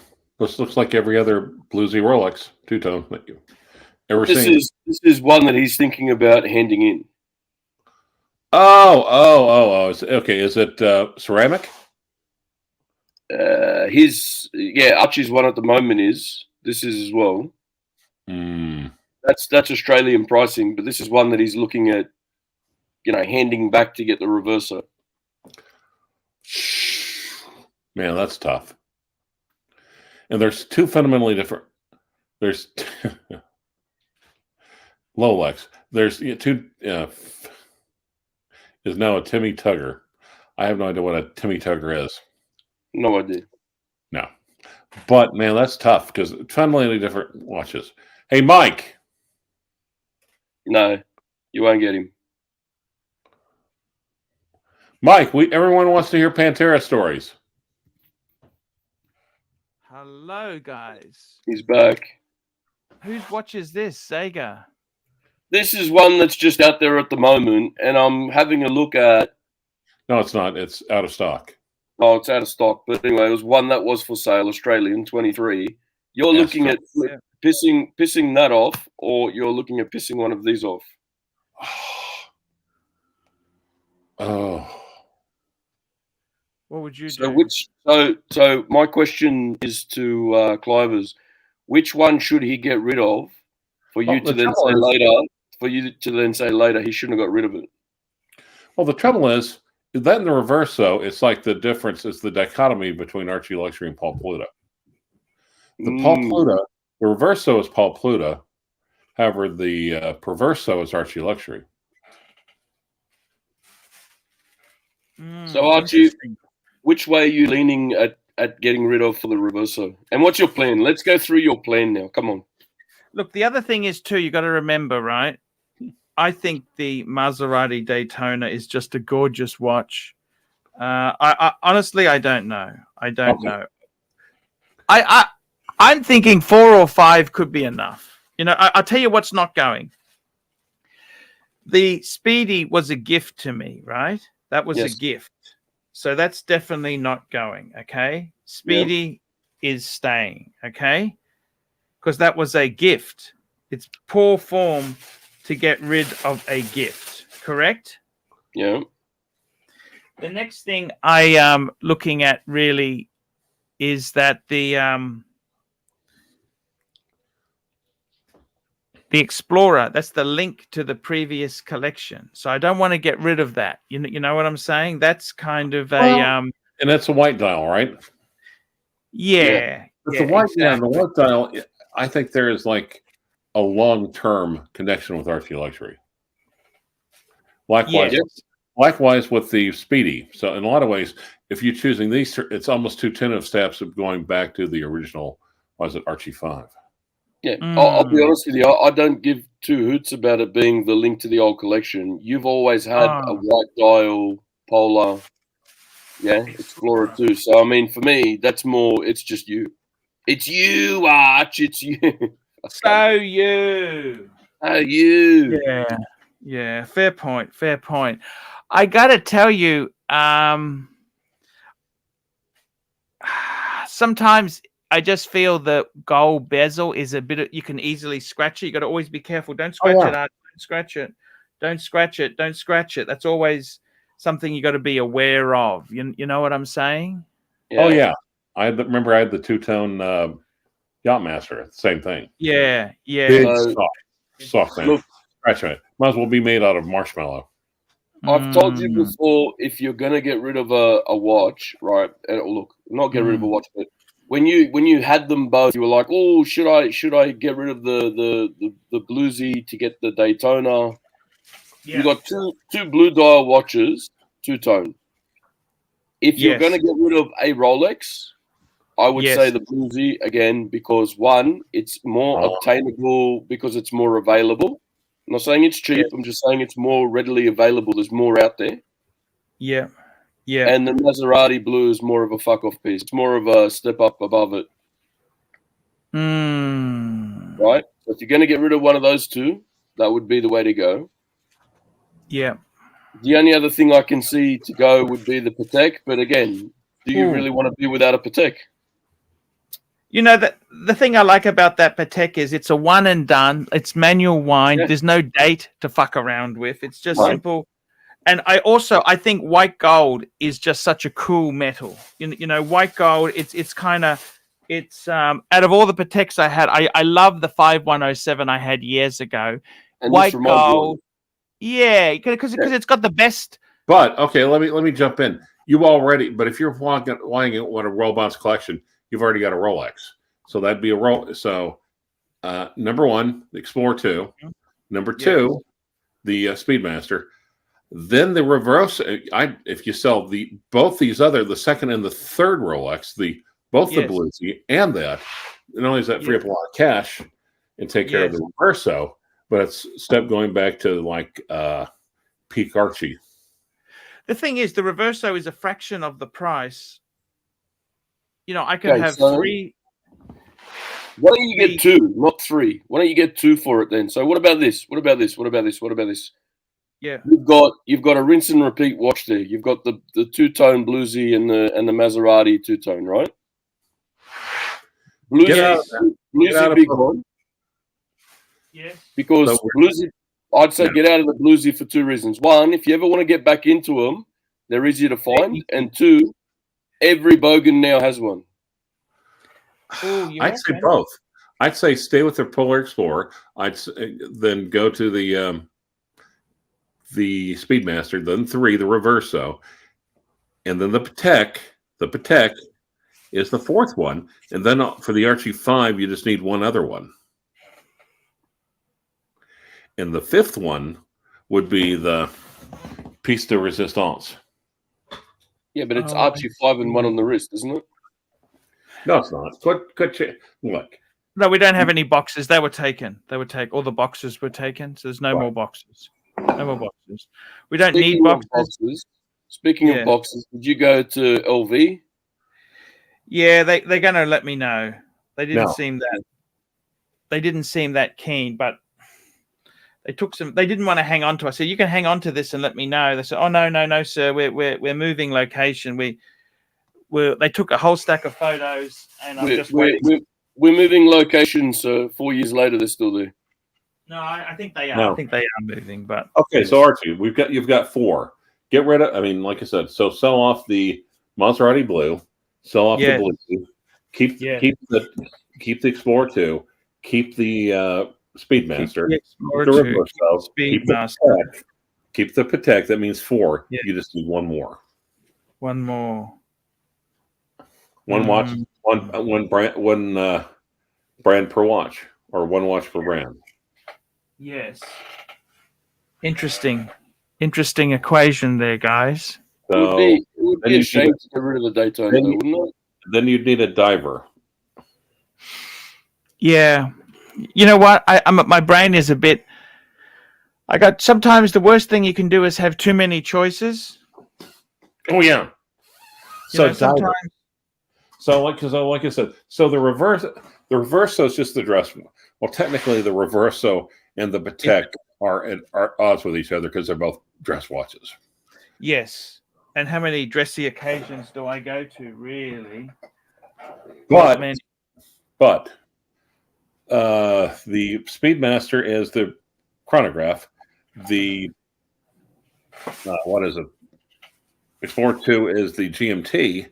That means you've got one watch left, not associated with those other brands, and it's got to be a diver. That's tough. That's the tough one.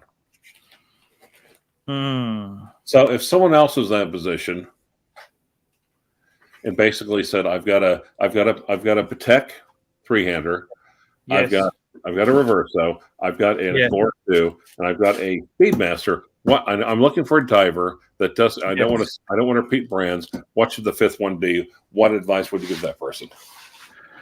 Well, see, it'd be easy if it was somebody else. It's always harder when it's your own. You got too much skin in the game. You can't see the wood for the trees. You know what I mean? Tell that person. So, what would you tell that person sending you a $50 super chat? I'd tell them to sell. I would tell them to. What about this? What about the Bluesy and the Patek Go in order to buy a really like a grand complication Patek. And don't worry about the Reverso. Just put all that money into a Patek. Yeah, it kind of.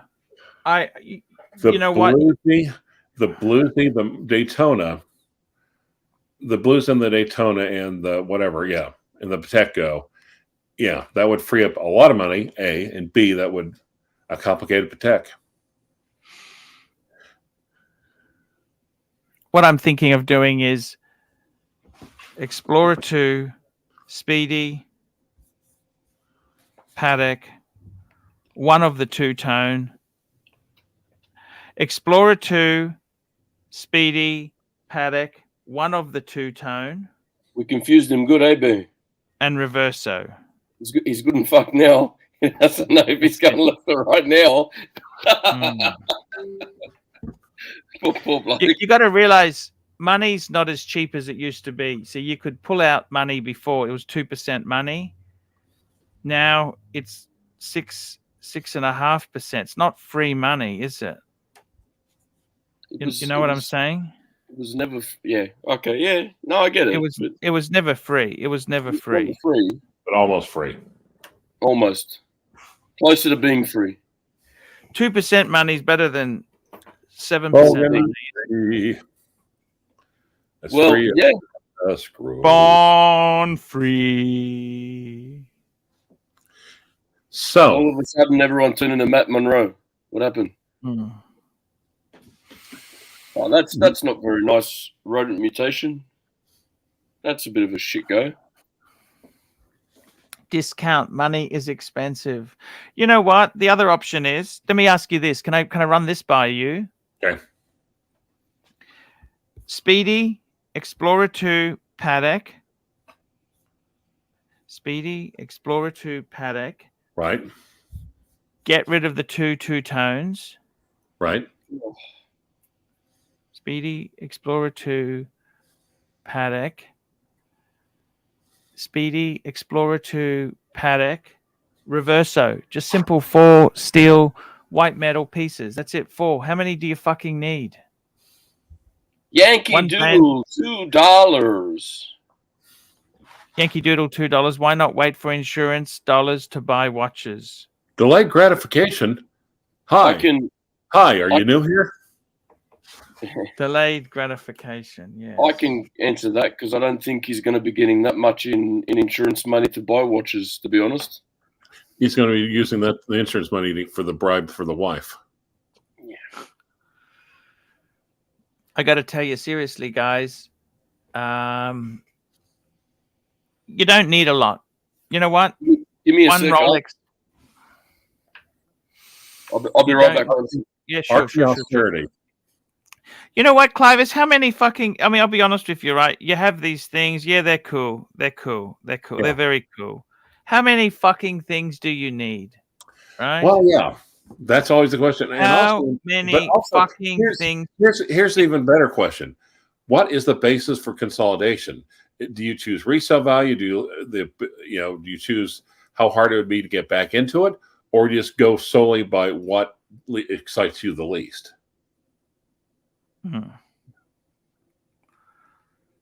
Sometimes, if there's a combination, what does each factor rank in the combination? Can I tell you something secretly? Just now that Timely's not there, I'll tell you something secretly. Go ahead. I am really so disappointed. The punters have been so against the Reverso. I can't believe. I thought that's it. Get the Reverso. Get it. It's a wonderful watch. Make Reverso great again. Okay, Archie. Instead, the whole crowd has turned against it. I'm not Catholic, okay? Yes. But I kind of thought the pontiff lays down ecumenical law with the lady rather than the vice versa. Well, it's changed because I turned into a bit, burglary, PTSD, anxiety. You're not the same again. They're just trying to.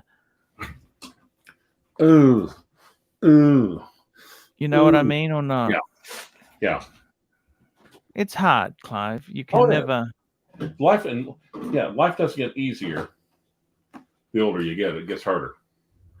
Well, except yeah, for I mean, the do one you wish you could go back in time? I mean, do you wish? What era did you like best? Looking now that you're a mature, you're a grown man living in 2023. What time period do you realize? Fuck, that would have been really cool to go back to that sort of technology and freshly married with 2 small children. Of course, your money's always short. yes, You're tired. You're exhausted. You're worried about the future. But looking back, I almost think those were the best of days. married with 2 small children. Yeah. Fuck, you're joking, aren't you? Group chat. Timely Behavior, $3. Toilet break sponsored by Timely Behavior. Thank you. And so we've got much. another super chat, and I've got a member one after that as well. JDIDX, $5. Get a gondola to scratch the Patek and Art Deco itches in one watch. Oh. The only problem is, out of all the watches that I sold, I really wish I could get that 5111 Patek back. Remember that? And this is from Neo. 4 months. Super Neo. chat. Member super chat. Could you read that for me, please? Oh, that is Yep. it there. Bottom line is this. You signed us up. We joined the cult. You can't decide you no longer want to be cult leader. The cult demands cult leader level watches from you. Suck it up, Buttercup. Thank you. Thank you. Well said. Tell me this, Timely. Were you surprised that more people didn't embrace the Reverso? I mean, people haven't really loved it. I'll be honest with you. I was surprised that people embraced it so much as they did. I'll call it a year ago or so, when everyone had to have a Reverso in their collection, kind of thing. Like, it was the more in piece. I actually preferred it when no one did like it. Yeah. Well, happy days are coming up again. Sorry, happy days. Yes. Happy days are here again. Exactly. Nick Miller, please save the cult leader. Please praise the cult leader. I got to tell you, it's the whole, Clive, you've been through the whole watch thing yourself there. You went through a huge Rolex. You've stayed away from Rolex, Clive, haven't you? Well, except for the 4 I've got, yeah. The rare birds. Can you please give them to Patek Philippe to sell? He will sell them for you at a very good price. Yeah.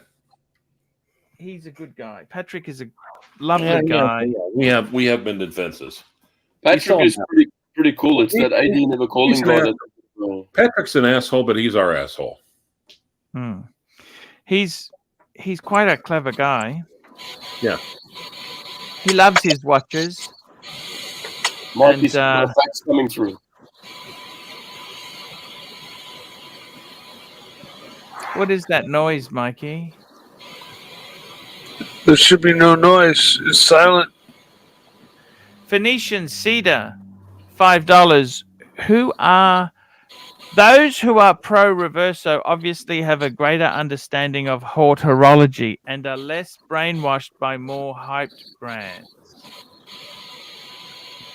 Thank you, sir. Yeah, it's very noisy, Mike. We'll just mute you until you speak, okay? Hearing. It's like a zzz, like a fax machine. Did you? It might be this fan I have to cool my computer off. Shit. That's okay. That's okay. You keep the fan on because we don't want you to fall out.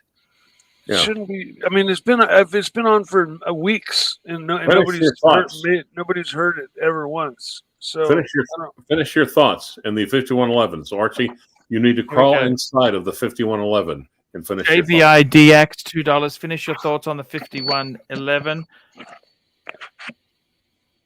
I think it's a great watch. I think the 5111 is. I wish I could get it, but the problem is now that I want it back, it's not available. It's not there anymore. It was for sale at Coves for a while. It's gone. That's gone. This is the whole problem.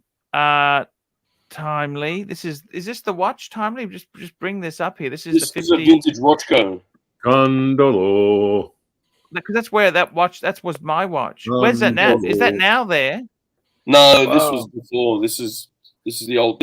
I think this is your watch. Yeah. That's That was beautiful. beautiful. That was a beautiful watch. Beautiful This watch. is the sales post from Vintage Watch Co. Do you know who else loves that watch? Bill Sanders. Who's that? Bill He loves Sanders. that watch. Yes. Yeah. Archie, What's is that Bill up noise- to? Is that noise still here? No, it's okay now, Mike. Yeah, this What- is how yours, is- mate. I don't think it was me. Yeah. How is Bill these days, Rancher? Well, we're just starting etude number 2. Yep. And this time we're going up to 100. Ooh, you're making 100 of these Fikers? Yeah. And they're Shit, that's pretty- ambitious. we're told that's no. Our suppliers are saying no. We can do 100 by the end of the year, but also we've got so many people banging on the door now that there's still a lot of people. So many people on wait lists. So, who owns this business idea, or is it owned? Is it a business or cooperative, or what is it exactly? Or I'm not sure. It's all and nothing at the same time. Okay, AC3, yes. AC3, I love the Reverso. I have the same one. Thing is, dress watches are just not hot now. You've had the same stuff for a long time. People are looking for something other than a Man on the Moon or Explorer 2 now. Thank you. That's brutal. Well, it's not brutal. It's not brutal. It's the gospel. The gospel is the same yesterday as it was the day before and the day before that. The gospel is eternal and unchanging. Is it not? Yes. The gospel doesn't sway just from day to day. Fair point. Fair point indeed.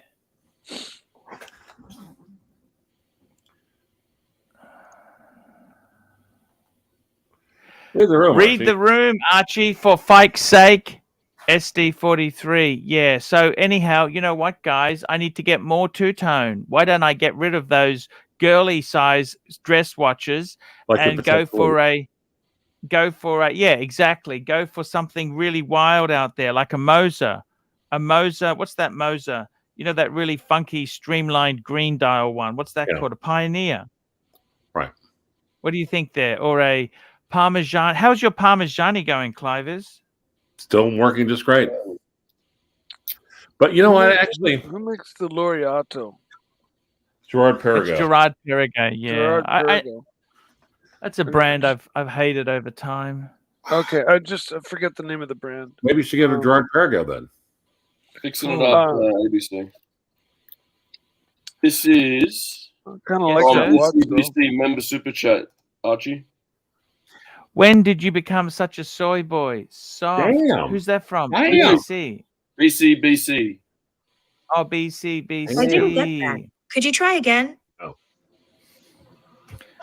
Okay. I don't know. I think as you get older, you sort of get, you just get more mellow. That's okay. Otherwise, become cranky. I don't want to be cranky. Do you want to be cranky? Cranky? Yeah, actually, I do want to be cranky. I'm looking forward to becoming a cranky old man. You are? Yeah. Why is that, Clivers? Because cranky old men don't have to put up with as much shit as young men have to. I see. Yeah, they say people that like swear a lot and exert their anger immediately it's healthier to do that than it is to hold anger in and be reserved. They're also more fun at cocktail parties. Yeah, for sure. But yeah, I heard that somewhere. Now, Clivers in a few years' time. This is going to be him sitting out on his porch with a beer, cracking the shits at the neighbors. With my M1 Garand. That was a great movie, man. What a great movie. Clint Eastwood's my favorite actor. Who's your favorite actress? Clint Eastwood in a dress. Mm-hmm. Yeah, pretty much. I don't know why I'm laughing at that. It's just because it's so stupid. Let me ask I you don't really have a this. favorite actress. They're all hot. Let me ask you something, Clivers. Yes. 2000s, right? Like, okay, we're talking 80s, 90s. Now, timely 2000s, early 2000s. Yeah. How old were you in year 2000? Oh, shit. I was in year 10 in high school. What was I? Jesus Christ. Fucking Yeah, hell. See, youngster. in Yeah. 2000, I was 28. I was 16. There you go. 15 or 16. 32. I was 32. I was 27, turning 28 in October.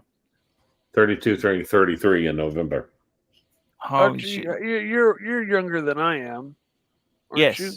Yes. So in 2000, Yes. I graduated in 85. Oh, shit. I was born around then. Graduated And in 86. so in 2000, that would put me like Give or take. 17. I was 23 in, or yeah, I was 20. Hold that Neo. thought, Mikey. 23 Neo, or $10. So you weren't 28. You weren't 28 in 2000, Archie. Fun. Neo, What's that? $30. So while I have gone, did you decide to give up on watches? Are you shutting down the channel and just making guest appearance as you fade into the sunset? No, Mikey. I was born in 72, Super chat. which is like 70. So 70 to 2000 means you'd be 30. 30 minus the 2 is 28. I was 28. What year were you born, Mikey? 67.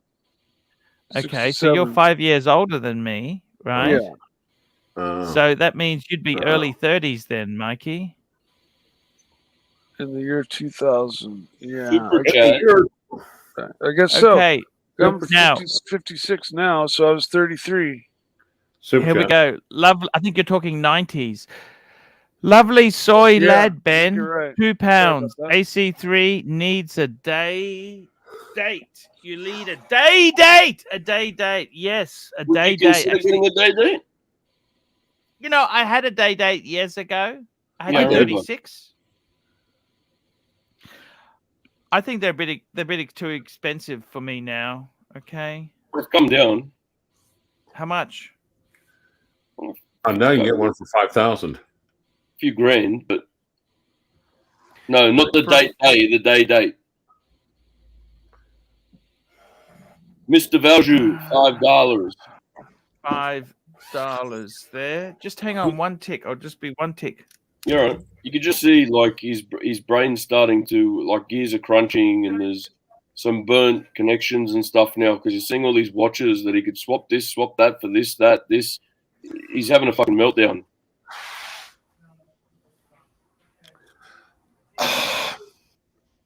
What?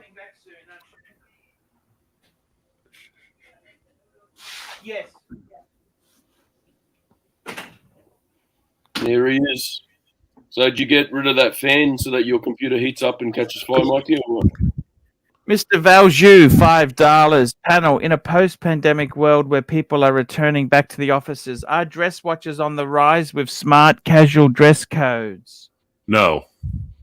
Nah, people No. are tight asses. They're not gonna. The average people aren't gonna buy nice looking dress pieces. They're just gonna buy either. But see, I don't know. If they get them used, if they get them secondhand, they could. Or wear them ironically or unironically. I mean, people wear Submariners with tuxedos, so why can't they wear a Lange with? Hey, here's a good question. Look at this. This is mutant rodent, 5 Swiss francs. Archie, if you had 6 months to live, which watch would you get? That's the watch to buy.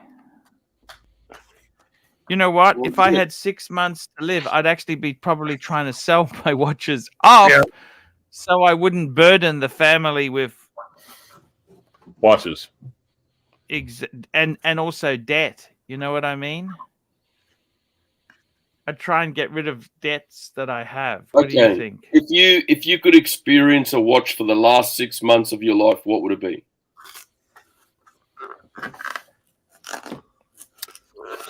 I'd be perfectly happy with this Reverso, to be honest with you. I'd be happy with one that runs backwards. I think I'd be happy with the Reverso. You know that? Yeah.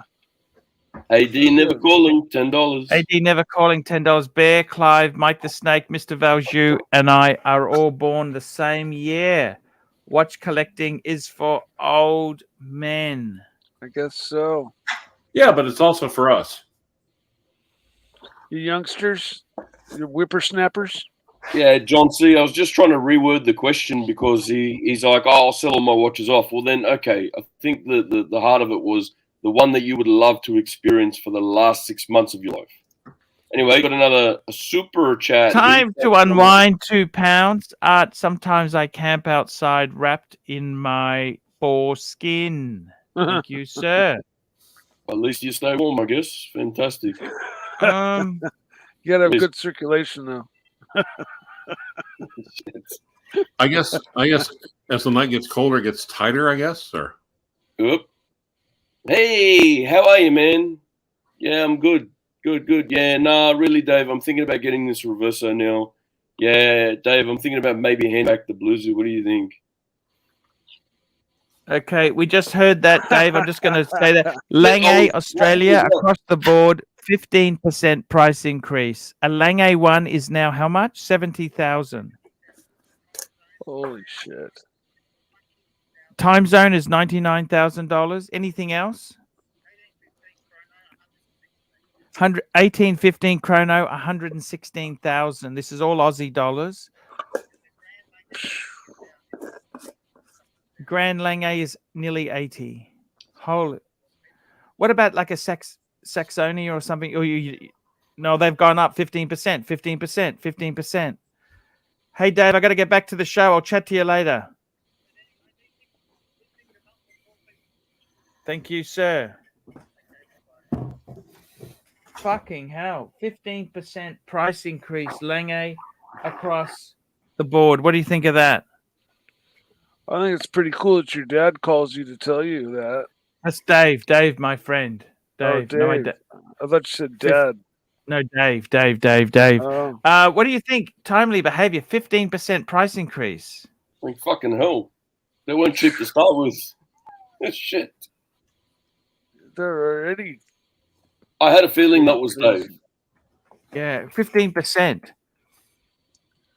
I think they're trying to get the money while they can because it's, Okay, this is it. Lange, I just found a press article. Lange and Sun will have another price increase. It will be 15% in the UK and in the US, 10%. Wow. The date will be the 20th of March. There you go. Super chat. Fucking hell. Sorry, apologies. Yes, super chat. Mr. John C, $2. Rancher, what's your type with women? Asian, hot? No, I think Rancher's type is easy and busty. Rancher? well, actually, no. The busty part, obviously, because why not? Yeah. But no, yeah, if they're named, they have to be named Mindy and have big boobies.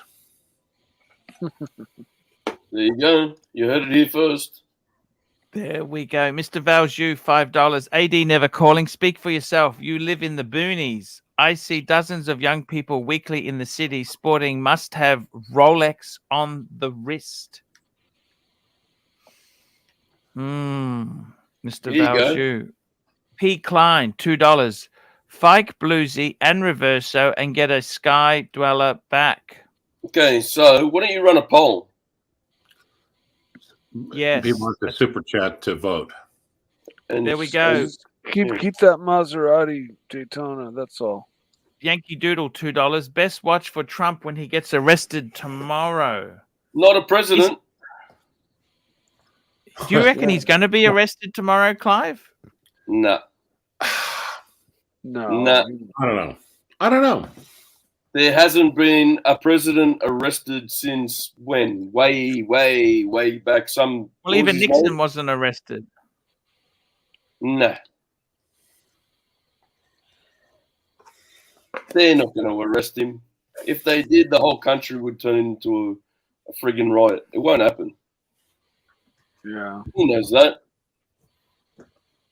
I don't think it's And good just- to And arrest. just to seal the deal, he even started twittering or whatever it was, some bullshit saying, "Oh, watch him come and arrest me on thingy just to stir trouble."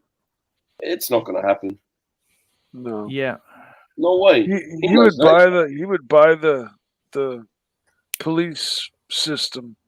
in the Remember, he's US. brazen, not stupid. Yeah? Yes. Yeah. So let's run the poll. What would you like me to ask these punters? Oh, we've only got 53. I've just voted upvote. More upvotes, guys. Now let's ask the question. What's the question? Give me the question for the poll there. So, Reverso Mm-hmm. or Sky Dweller? Yes, sir. For your next one. And then if you would get your next one, what would you flick? Hmm. Yeah. Jin, about to drop the link for you, mate. Arch, I think a blue Sky Dweller for you. Link for the Tingler. A Tinkler. A link for the Tinkler. No dramas, man. Jump on. Get the tingler on there. Get the tingler happening. Yes, Yes, coming, yes, sirree. Yeah. I got to tell you guys, seriously, Clive is. Remember, you got rid of your Reverso, and you really regretted it.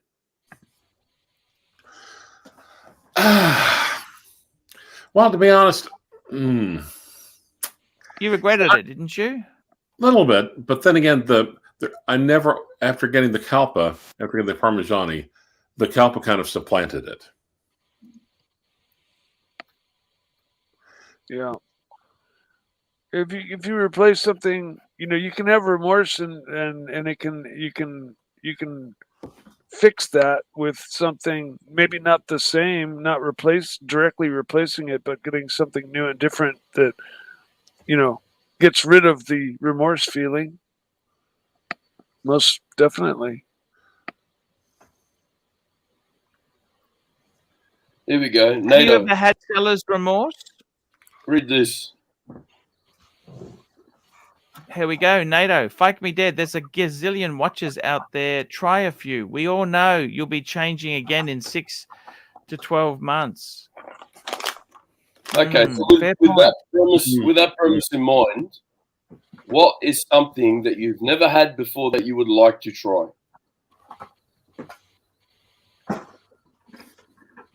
A Pepsi. Okay. So what would you get rid of to get the Pepsi? Super chat. Yankee Doodle. Yankee Doodle, $2. Just over the weekend, I bought a Grand Seiko SBGR 253. Pull it up. Pull it up. Pulling it up. Pulling it up. Congratulations. I thought it said PU, like P-U. Uh-huh. Yeah. Yeah. No, Archie got it. He's on his game. 100% right. Ooh. Someone's having a leak. There we go. Huh. It's a nice looking It's beautiful. watch. That is actually really beautiful. That's a beautiful watch. Let me just drop the super chat so everyone Really? can see. I actually that watch does not speak to me. Rodent, how are you, Rodent 3? Hey, Arch. Hey, everyone. Yeah, Jen. Hey, what's going on? Just thought I'd tune in. Good show. Hey, fantastic, man. What's going on in your world? Talk to us. Not much. I canceled the ski trip, and now Why? because I'm injured, Arch. And now I'm planning the next one. So What happened? Sorry, what happened? How did you get injured? Sorry, just update me. I missed this. What happened? It was a couple of weeks ago. I had a tumble during my last trip and have a rotator cuff injury. So You're right. Ouch. yeah, I'm going for the MRI this week, and so I may go. I mean, depending on that, it may be like we'll see if it's like a cortisone shot or 10x or hopefully not surgery. Yeah, hopefully not surgery. Yeah. But the good thing is, though, if you have to get surgery, get it while you're young. That way, it'll take care of itself when you're later in life. Tendons do not repair themselves. Yeah. So, if you need the surgery, just get it. Just do it, because my rotator cuff is messed up from a crash back in. Your what? My rotator cuff. Oh, is okay. I know. I kind of sounded like you said your rooted rotor cuff is gone. Rotor cuff is gone. in a motorcycle crash, though, and I had to go through all kinds of therapy, and I opted not to have the surgery, but it took a lot of therapy and stuff to retrain a bunch of muscles to get my arm to work semi okay. Not as good as if I had gotten the surgery. This thing's only 37 mil, eh? Yeah. Wow. She's a little one. It looks bigger, doesn't it? Yeah. It does. I thought it would have been a 38. Yeah, I this watch does not speak to me. The shape of the case, I don't like it. Sorry. How much is it? Step one, step one. Well, he got it for, what do you say? $23.50, I guess US. But yeah. Oh, Yes. at least okay. And So he did all right. no harm, no foul. If he likes it, he didn't pay too terribly much for it. It is a pretty watch. It's not horrible or anything. Mr. Valjoux, we love you and we appreciate your contributions. $10. Mr. Valjoux, $10. If Trump gets arrested Tuesday, Clinton got busted for putting a cigar into a hole while Stormy gets Trump for grabbing hers. In America, you just don't want to be disrespecting women. No. I did not have sexual relations with that woman. 100%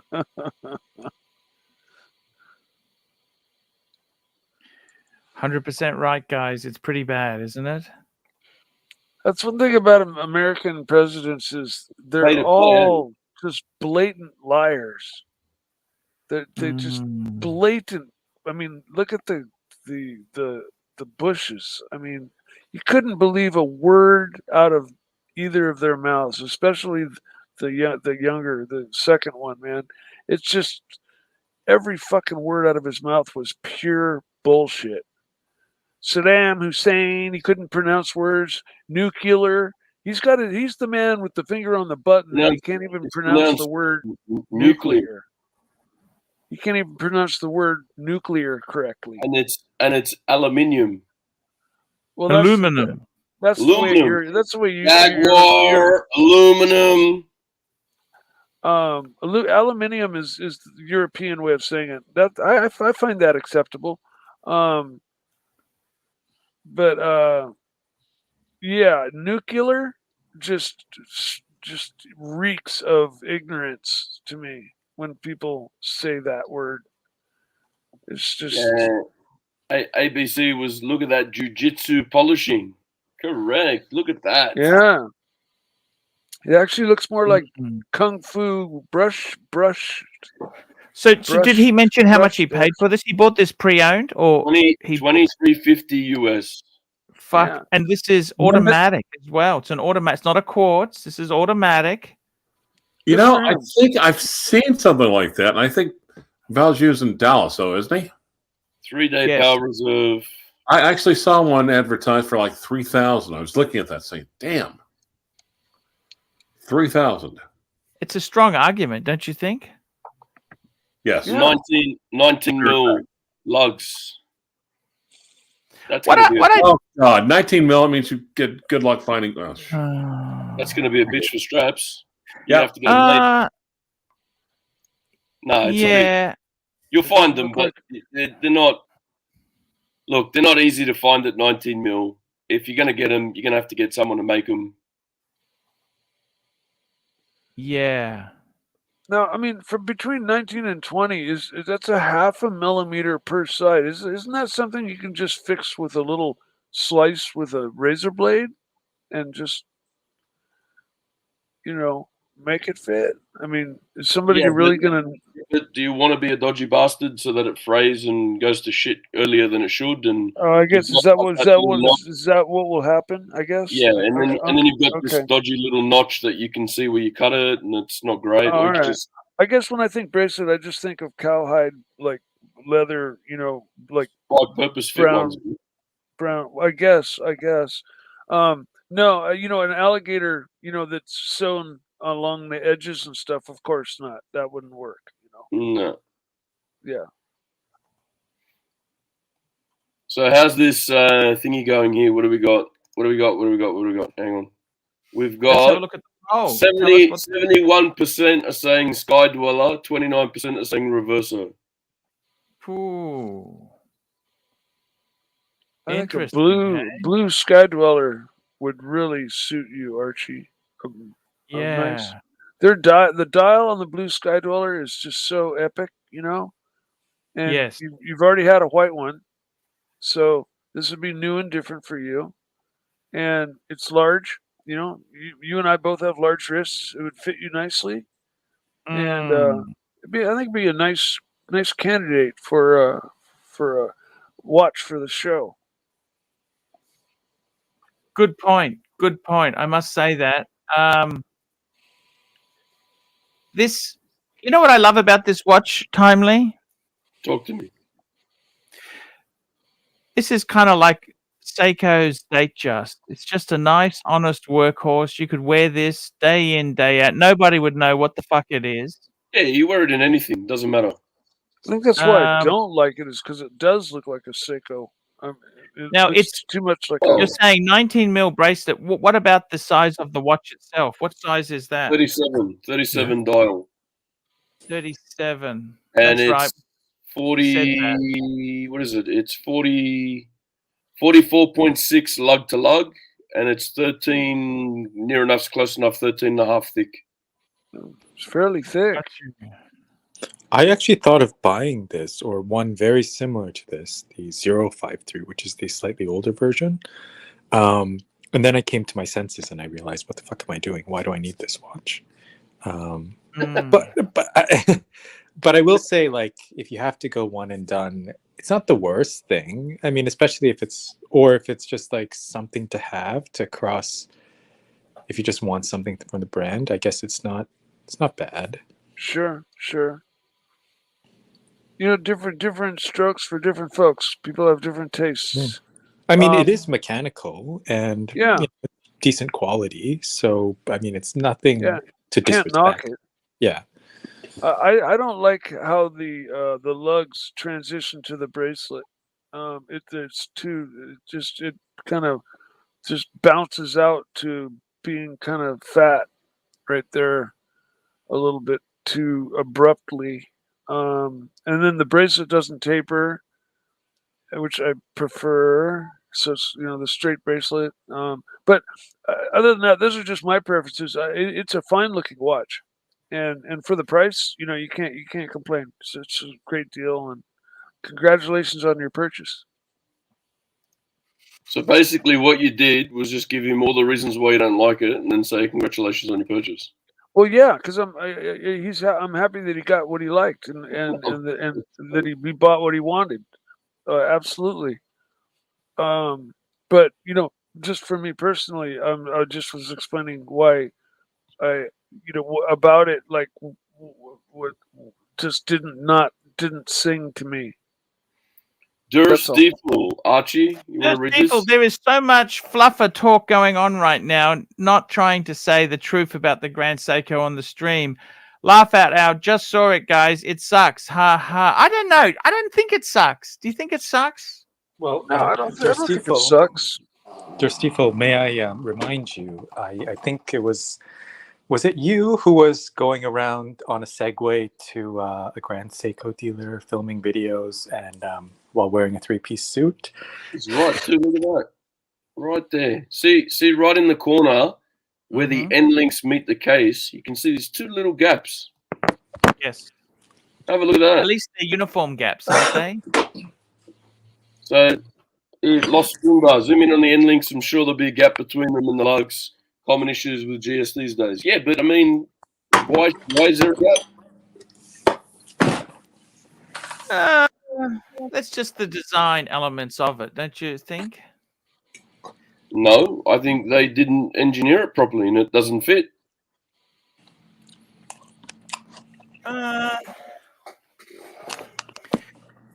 Okay.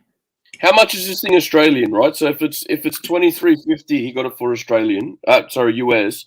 That'd be what, 3.5 Australian? Yeah. Something like that. 3.5 Aussie right now, Black Bay. And I'm not saying like everyone get a Black Bay. Yeah, it's common, it's out there. But my Black Bay doesn't have that issue, is what I'm saying. I guess that's kind of what I was trying to say as well. Solid end links, hard up against the case, no gap. And I don't like the Black Bay either. But yeah. But you know, look, if he likes this watch, you know, he didn't pay too much for it, and it's a Grand Seiko, so you know it's quality and nice stuff, and so good, you know, awesome. Congrats. Would you buy this type of watch, Timely? No. What's wrong with it for you? What don't you like about it? I'm just not a Grand Seiko fan. What if it weren't a Grand Seiko? What if you didn't know the brand name? Nah, probably not. Okay, You what never if wanted you a Seiko? I'm not a didn't fan. know the brand name? I'm not a fan of the bracelet. I don't like the fact that the case, the end links now don't go together. What I don't like is with Grand Seiko, they've got certain lines that are so fucking expensive. Then they got other ones that are good value. I can't work it out. I can't understand their pricing mythology. You know what I mean? I don't understand it.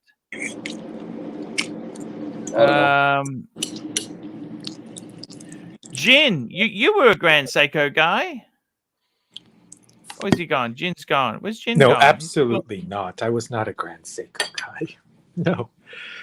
Look, there are some that I actually kind of like, or actually quite do like that eggshell GMT that someone talked about earlier. That's nice.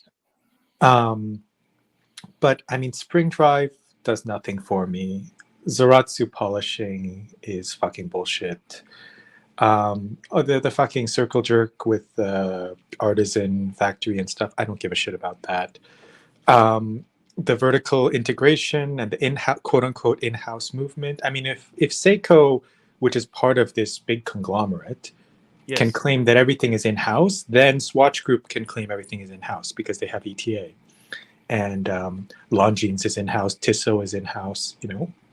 So I've always found that to be a little bit of a tenuous argument, but I don't passionately hate the brand. I'm not a fan overall. I'm a big fan of Seiko itself, the lower end brand. You're a great fan of Uncle Seiko as well, aren't you? Yeah, I do like their straps or their bracelets. Yankee Doodle, $5. I paid $23.50 brand new. I might put it on a strap. It might look better on a strap. It might. Who knows? I'd like to know about Yankee Doodle. He had a Vacheron Patrimony. Does he still have that? I met Yankee Doodle. He had a Vacheron Patrimony. I remember it was a beautiful watch. And he also had, what else did he have? He had something else that was amazing. I'm trying to remember what it was. What did he have? What did he have? He's been after the perfect dress watch. He's a nice guy. He's a New Yorker.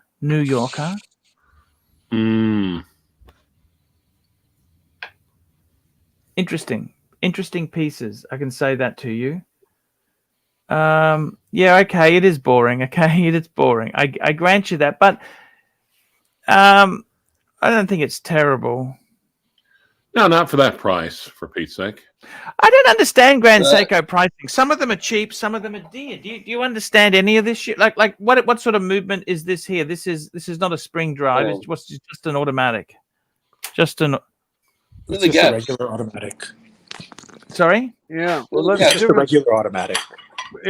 We don't know the difference between a high-end Grand Seiko automatic and a low-end Grand Seiko automatic. You know, that's kind of, I think, where the confusion Well, comes actually, in. one costs don't- more. Yeah, well, definitely that, but nobody Well, knows well, enough we do about know the Grand difference. Seiko to really, be able to. We know more about the other brands to be able to kind of, evaluate them. You know, Yes. whereas with Grand Seiko is just kind of this mystery brand that with mystery prices. You know. You know, they have this kind of an interesting kind of design language or construction where the watches are not. Most of their watches are not like terribly elegant, but they're not like Super chat, overly sporty. Mr. Valjoux, $5. I love Grand Seiko until Silicon Valley elitists ruined for me once they made this watch and understated flex. It's kind of like having a Tesla used to be. Look, for me, Grand Seiko, they're saying it's all about precision, right? Precision timing, the case finishing, la, la, la, la, la. Then I go and see those end links, and there's a gap. If it's Interesting so comment from Lost Spring Bar. I've owned 4 Grand Seikos that were between 9 and 12,000, and they were not worth it. The high-end mechanical movements are terrible for accuracy. New movement is flawed. there you go. And And And we got I have to Patel. say Look who we my- got my- here. Look who we got here, guys. Patel Philippe. I'll let you bring it on, Timely. Thank you. Yeah. Patel, how are you? What's going on, boys? hey, man, Hey, great to have you on the stream. Medium And you got- Legend Toyota Mo, $5. Arch, this watch has almost put me to sleep. Please put your future collection to finish me off. Thank you. Come on, Archie, pull up the picture. Pull up the picture, the one with the 6 pieces, your hunger buster. I didn't Go think on. you wanted to see that anymore. He does. He wants to go to sleep. Bring it up quickly before Bud the Stud. Okay, I'll bring it up. I'll bring it up for you guys. Just for you guys, because you asked so nicely. Okay. You asked so nicely, so I will bring it up for you on the screen. Here we go. Ba-da-da-da. How's that? There we go. Bud the Stud, $20 SBGA. I bought it in 2018 for $5,500, and it was around 9,500 last year. Not sure this year. Okay, I'll bring that one up in a second. I'll bring it up in a second, but before we do that, baby super chat, baby super chat, na na na na na na na. Baby super chat, baby super chat. Bring in some super chats. Let's get the thing happening. Super chat, baby. Super chat. Let's get this on, baby. Here we go. Bud the Stud, $20. SBGA 387. I bought it in. We'll just bring that up now, Timely. You can bring that up there. I bought it in 2018 for $5,500, and it was around $9,500 last year. Not sure this year. Okay, this is the beautiful. Look at this. This is. What do you think of this? Is this better? Timely, do you like this better? It's a spring drive. I like the look of it better. Rodent 3. What do you think? It's still got nasty endings. I do not like spring drive. Even I actually hate spring drive. I absolutely hate it. It's $53,000. I don't like it that much. I don't think he's talking about this watch? That's I the mean, he said he platinum bought one. it for 5,500. Yes. Sorry. Sorry, this is 305. My bad. Sorry. So it's a But 387. Sorry. it is Yeah, still a 7. spring drive. Yeah, I mean, the thing about spring drive is that it's so fucking sterile. There's no heart. You know, the mechanical watch. You Fucking need looks the same to me. mechanical heart. Ken Zeal, have you ever been a Grand Seiko man? No, I'm not. I'm not big on. You know, I like Higgins's Grand Seiko, but it's like Yes. one of these $50,000 ones, right? Like it's got really nice Mm. finishing. It's similar to like the Creedor lineup. Ridiculous.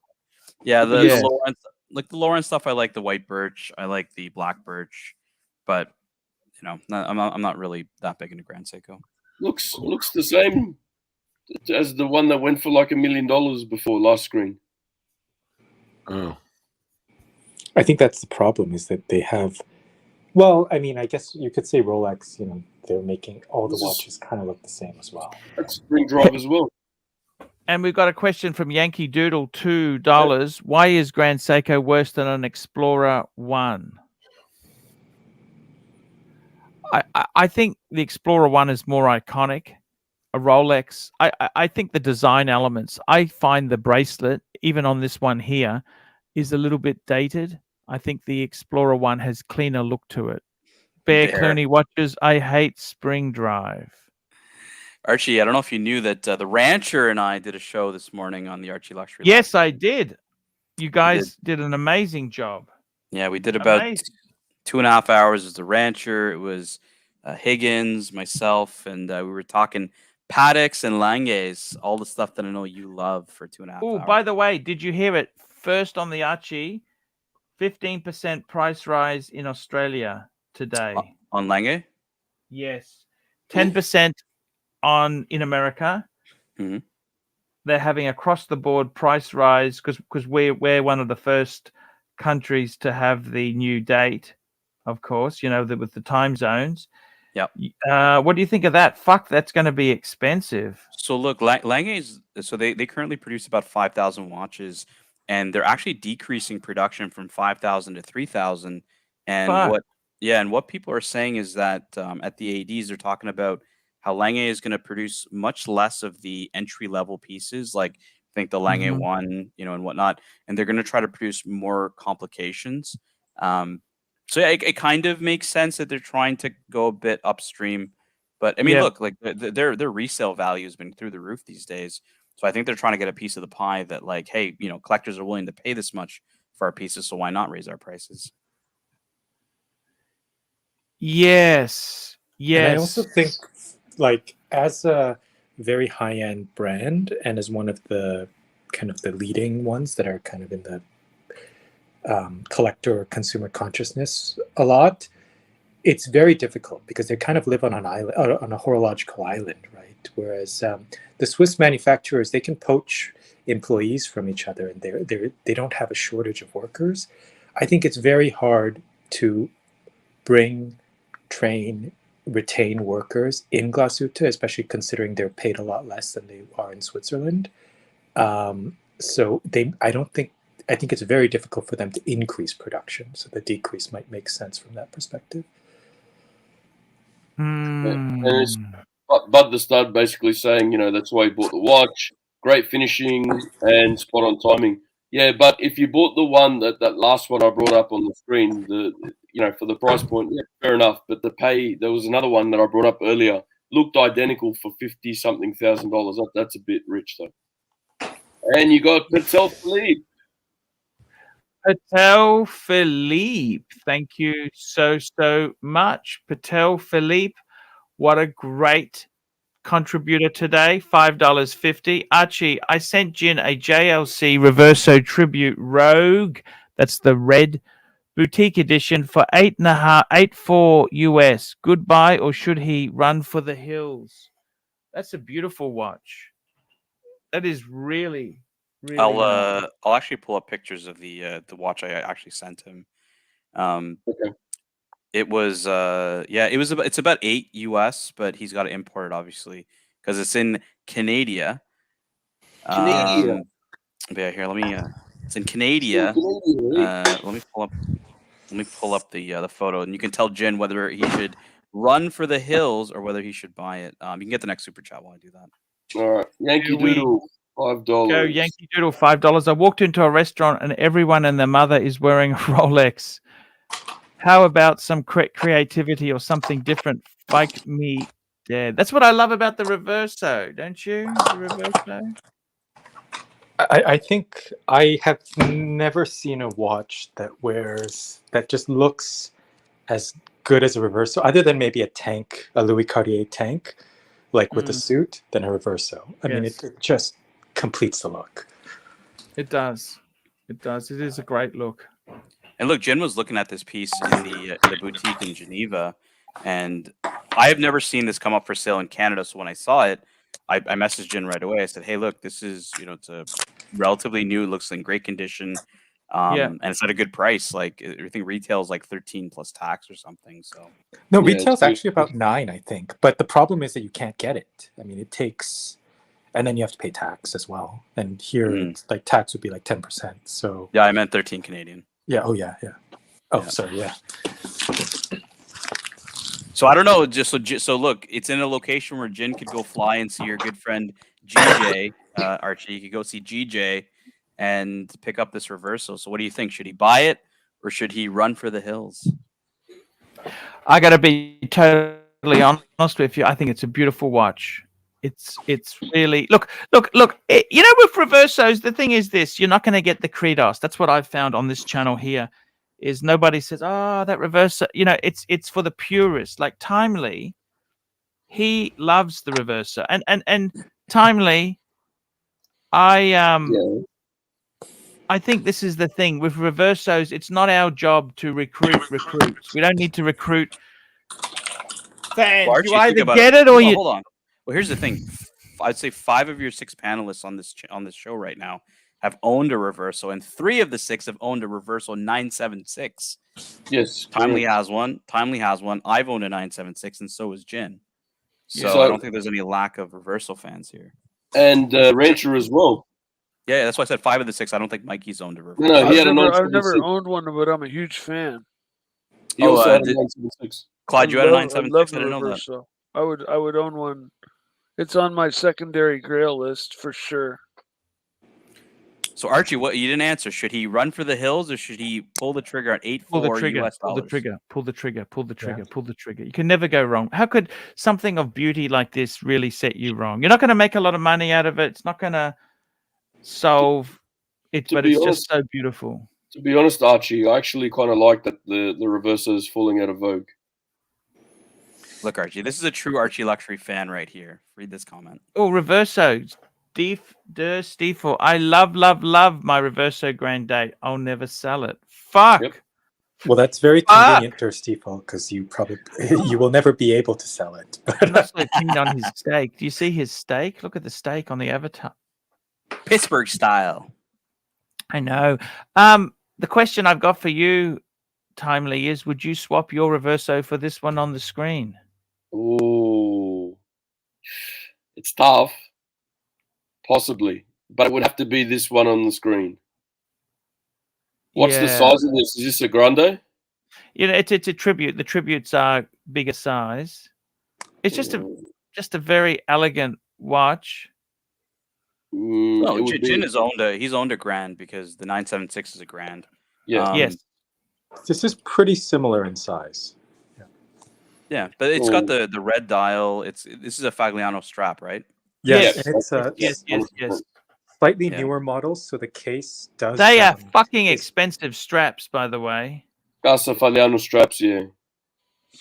Beautiful, think- but so expensive. I think they're actually just designed by Yeah. Casa Fagliano, and the manufacturing is done at California, Is All- it? which is also excellent, of course. Here we go. Look, all the Rolex boys are coming out now. You got Mr. GMT, Bear Clooney. Ooh, Listen, Reverso is you guys- overrated. You guys get to talk all day, every day about Rolex. You give us 20 minutes and we're happy, all right? Thank you. Mm. I don't get it.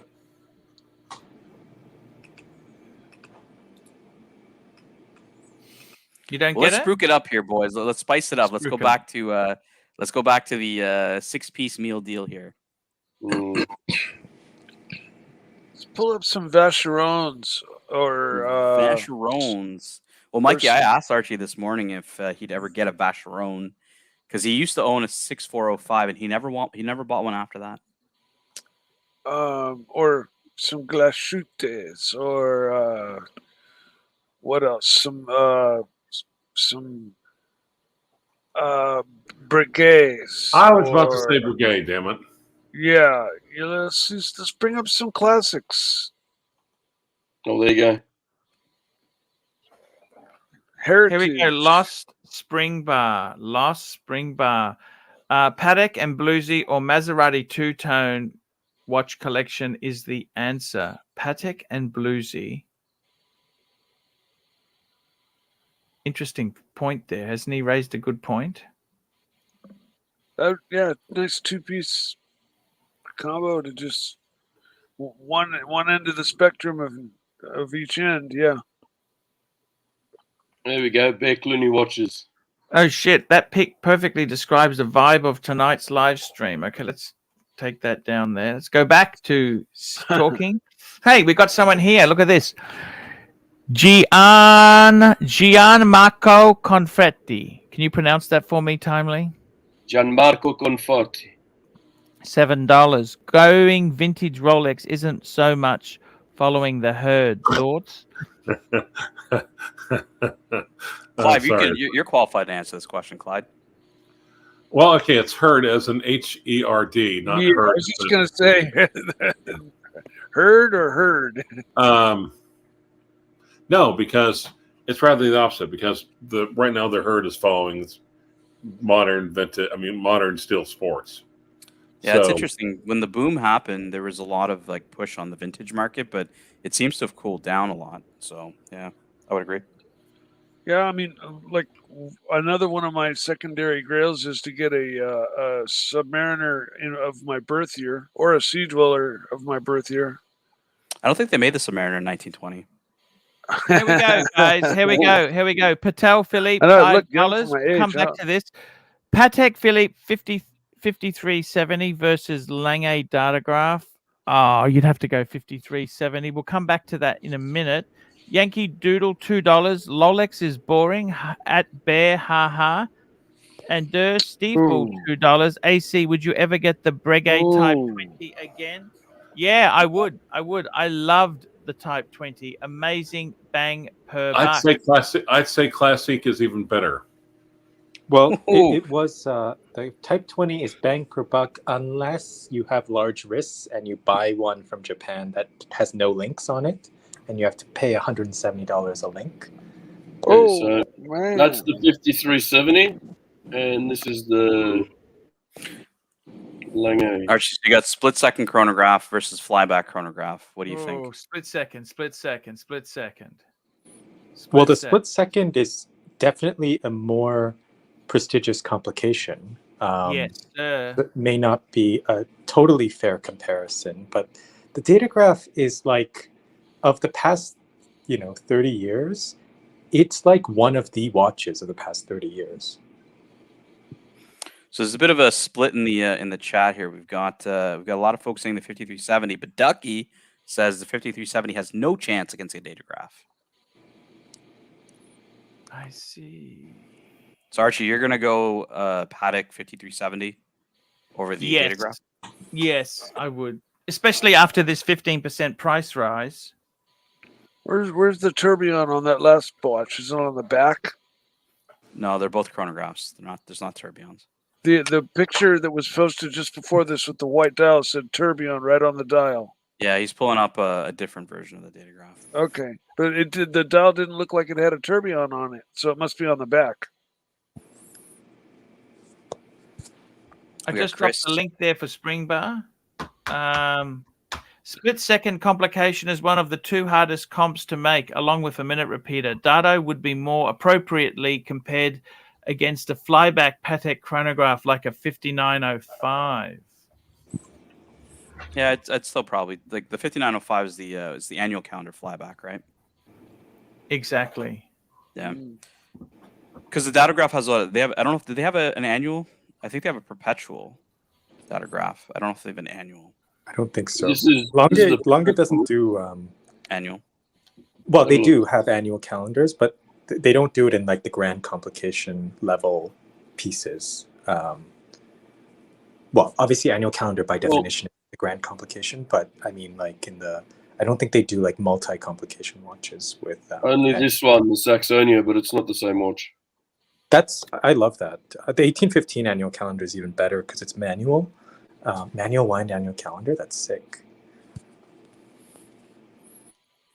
Archie, would you get a manual wind annual calendar from the Saxonia?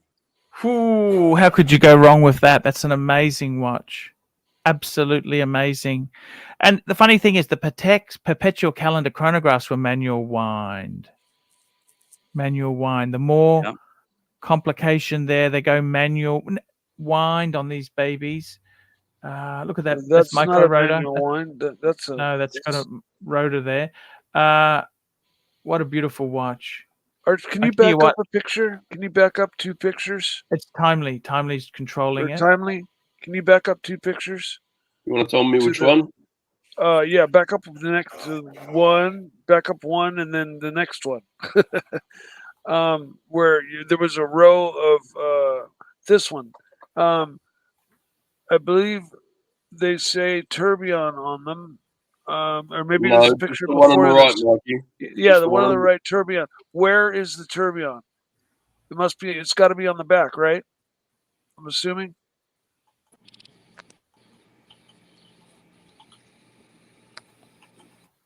There you go. Yeah, is that it on the back there? Okay. Is that a rotor, or is that just a part of the movement, the big gold thing? That's a rotor. That's a rotor? Definitely rotor. So the bearing, it must be an outer rim bearing. All right, you got some super chats banking up here. Here we go. Vintigny, $5. If a former head of state expected to get perpetual walked tomorrow, what Rolex? Perp walked. Perped walked tomorrow. What Rolex would he wear? I think he's talking about Trump. Day date, 36 day date. Perfect choice, I think. Yeah. What do you reckon? Perfect choice. That's the watch it's the criminal's watch. Yeah. 100%. Gold is rotor and tourbillon. Here we go. Patek Philippe, $5.50. Archie, would you advise a collector to buy a Jean or Patek if they were looking to be able to liquidate if they are not sure about their purchase? Ooh, you know what? The Jeans are selling way over list. Mm-hmm. Pateks, it depends on the Patek you've got access to, but you know what? If you're not really sure, I think you'd better to take time and think about it. So I was talking to a collector fan of the channel earlier this morning about this question, and I was talking about Jorns, and the collector was talking about perpetual calendars. He said that maybe let's talk about the 5270, and they were like, well, if you buy a 5270 platinum, you may lose 20-30 grand liquidating it if you have to liquidate it quickly to a dealer. But he's like, on the Jorns, he said there's such a huge spread between what the Jorns are listed for. So let's say it's listed for 150. He says the dealers are buying them at like 90 grand. He's like, the spread of loss is huge on the Jorns, apparently. Which I didn't know. Wow. Mr. Valjoux, $10. Patek Philippe, note to Govberg. Jack Forrester's new video rocks. Let Jack fly for the reasons you acquired him. Get Jack out of Mosso's shadow. Tim is a gearhead. Jack is the strategic visionary. Yeah, look. Holy shit. I like Jack Foster's interviews. He did a good interview with the guy who runs Arab Watch Guide. It's the Collector's Corner. So if you guys like watching Watchbox content, I'd agree with Mr. Valjoux. Jack Forster is a great host, and I think is a good addition to the Watchbox team. Very, very true. I like Jack actually. He's he was with Hodinkee for a long time. He was one of the original staff, I think, wasn't he? He was. Yeah. And I don't understand Hodinkee's valuation. They're worth millions of dollars. I don't understand what they do exactly. Well, they sell watches, one, and they basically set the zeitgeist for watch collecting. I mean, Yeah. I don't know. The problem is they've lost a lot of independence when they got taken over. That's the big problem I find. But hey, you know what? If you want to buy Archie Luxury Incorporated, we could arrange a deal. What do you think, guys? A stock swap or something, hey? I got to tell you there, you were talking about the Journes. Mm-hmm. So the Journes. Now the problem is this. Okay, for starters, number one, you can't get a lot of these Journes new. You'd have to get it on the secondary because there's so little Journes. You can't just walk into Journe and you talk to Rich Buddy about that. It's just not possible. Yeah, but I think that's the same for Patek, right? You want a 5212, you're waiting, right? You want even a world time these days, you're going to be waiting. Like it's like that for a lot of the brands. But they were saying that specifically with the Pateks, if you buy the right one, you're not going to go and take this massive hit when you're trying to liquidate it. Because so what happens with Journes? You're saying Journes are going under retail or under secondary prices? So no, it's like, let's say you bought, we're talking about secondary only. Let's say you bought a Journe for 150 on the secondary. They were saying that a lot of dealers are only offering like 90 for them. So you're going to take this huge loss of monetary value in comparison to like a perpetual chronograph, the 5270, for example. Wouldn't you be better off to sell it on consignment? Wouldn't that be the better way to go? Yeah, look, that's what I said. I said, look, obviously anybody who's trying to sell something should probably sell it private. But they were talking about just the spread of what a dealer is going to offer you versus like, in the two, to show really the strength of the brand. And that 90,000, which one is better, do you think? Super chat. That would be retail. How much would you buy that in the retail store for? Why don't you grab the super chat first? Here we go, Chris. $3.50. Sell Queensland Rail fail or Archie MG tow to LVMH. Either of them are for sale, guys. They're all for sale. No problems there. Yeah, I don't think you can really talk about retail prices because nobody's paying retail for any of these watches. The perpetual calendars, the 5327 goes down from retail. You're talking about the secondary market. You can pick them up for like high 60s, low 70s when they're over $100,000 watch at retail. So, yes. But the reality is that they're saying that the Pateks, the certain Pateks, will hold much better. And they said the Journes, on the Journes, like that are the most liquid, is really the Chronomètre Bleu. Like that's the liquid watch. Outside of that, they're apparently not that easy to sell to dealers, and dealers are just not willing to pay a lot of money for them. Well, I think the problem is at the moment, a lot of dealers are very nervous because the market is very, very. Yeah. So this is what I said. I said, when I was looking at the 15500, and I was talking to a couple of dealers, they were like, and they're trying to flip the 15500 for like 40 grand US, but they were only paying 30, to buy the watch. So they're asking for about a 33% margin. Fucking hell. That's being greedy, isn't it? Well, if you think about it, right? Like, when I was talking to this collector, and they're like, well, it's a 43% loss going from 150 down to 90, for example. So it's a similar, it's just as big a margin, but they're like, the difference is that losing 10 grand on a Royal Oak versus losing 60 grand on a Journe, they're like, that's an entire collection you're losing basically off the Journe. Yes. It's a lot of money. He says, yeah, relative margin is the same or close, but the dollars, like Archie, we'd rather lose 10 grand than lose 60, right? Oh, hell yes. Yes, exactly right. Yeah. Far out. That is ferocious. My experience with dealers is they always offer low. They never pay high. So even consignment, their consignment fees are I've seen 35% consignment fees. Oh, 35%. Yeah.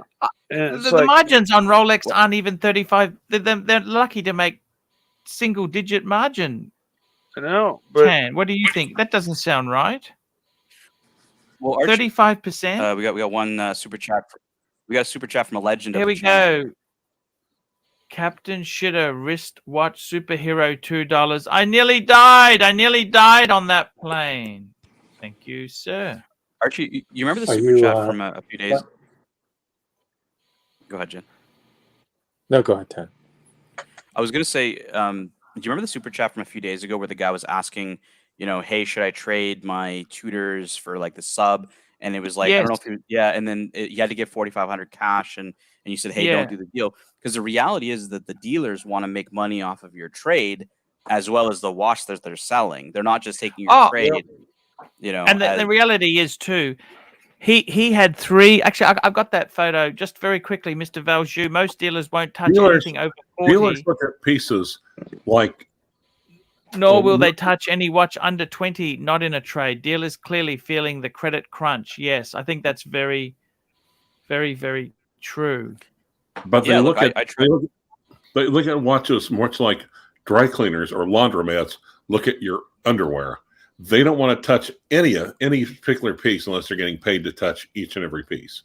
Well, Clyde, here's the thing. I kept trying to entice dealers by saying, hey, look, I'll trade my 15,500, which is retailing at 40 grand, for your 5212, which is retailing for 39 grand, right? So you probably bought that 5212 for 30 grand, and you would have probably bought mine for 30 grand. So, I'll trade it, and then you can flick this watch and probably flick it a lot easier on an AP versus a 5212. And what they wanted was to give my trade value at 30 grand, and they wanted to make their profit on their 5212. So I told them to fucking fuck right off. They wanted it both ways. They wanted to basically screw you on the trade and then sell the thing you buy from them at full fucking retail. That always annoys me.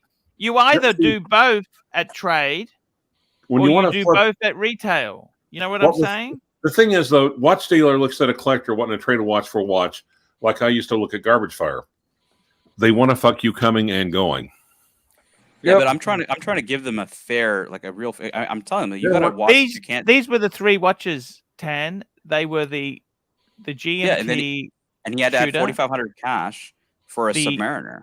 Yeah, it was a no date sub too, right? Yeah, which is which is trading for what? But you must remember too, in all fairness to the dealer doesn't want to get out of Rolex to buy non-Rolex. Yeah, but think of it like this, right? You have a 5212, which is a Patek dress watch that you arguably are taking forever to sell, and I'm offering you an Audemars Piguet Royal Oak 15,500, practically brand new. Well, I don't know why they wouldn't fucking do that trade. I don't know why. Because they want to win on both ends. They want to win on both. That's exactly it.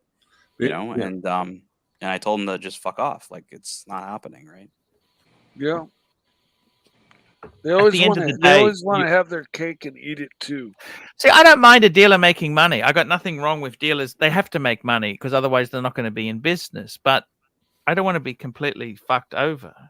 Well, the thing is, though, dealers want to take all the equity from themselves.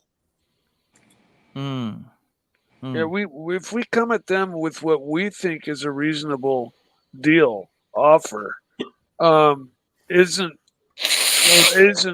reasonable to them because they, you think they're not our friends.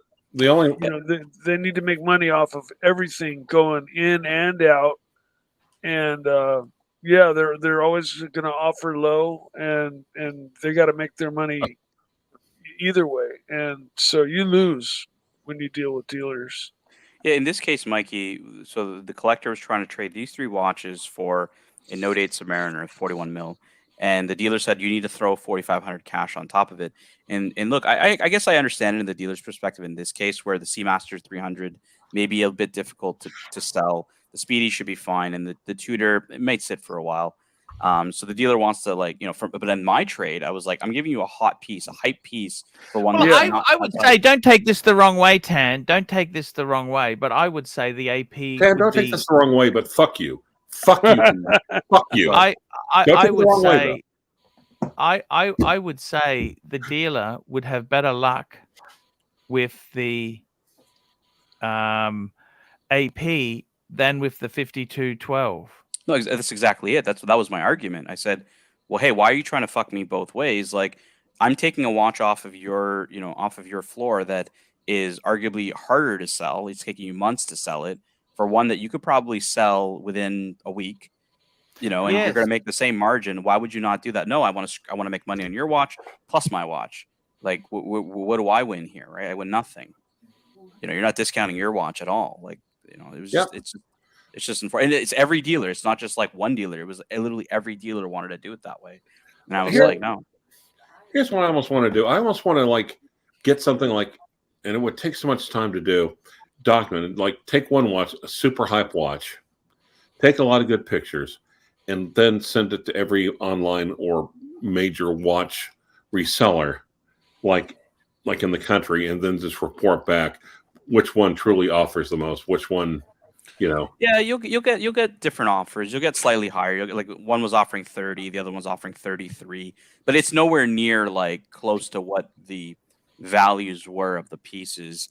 Are you expecting to make 33% margin on a piece that, like, honestly, you'll probably sell pretty quickly? Like, come on. On a piece that sells itself.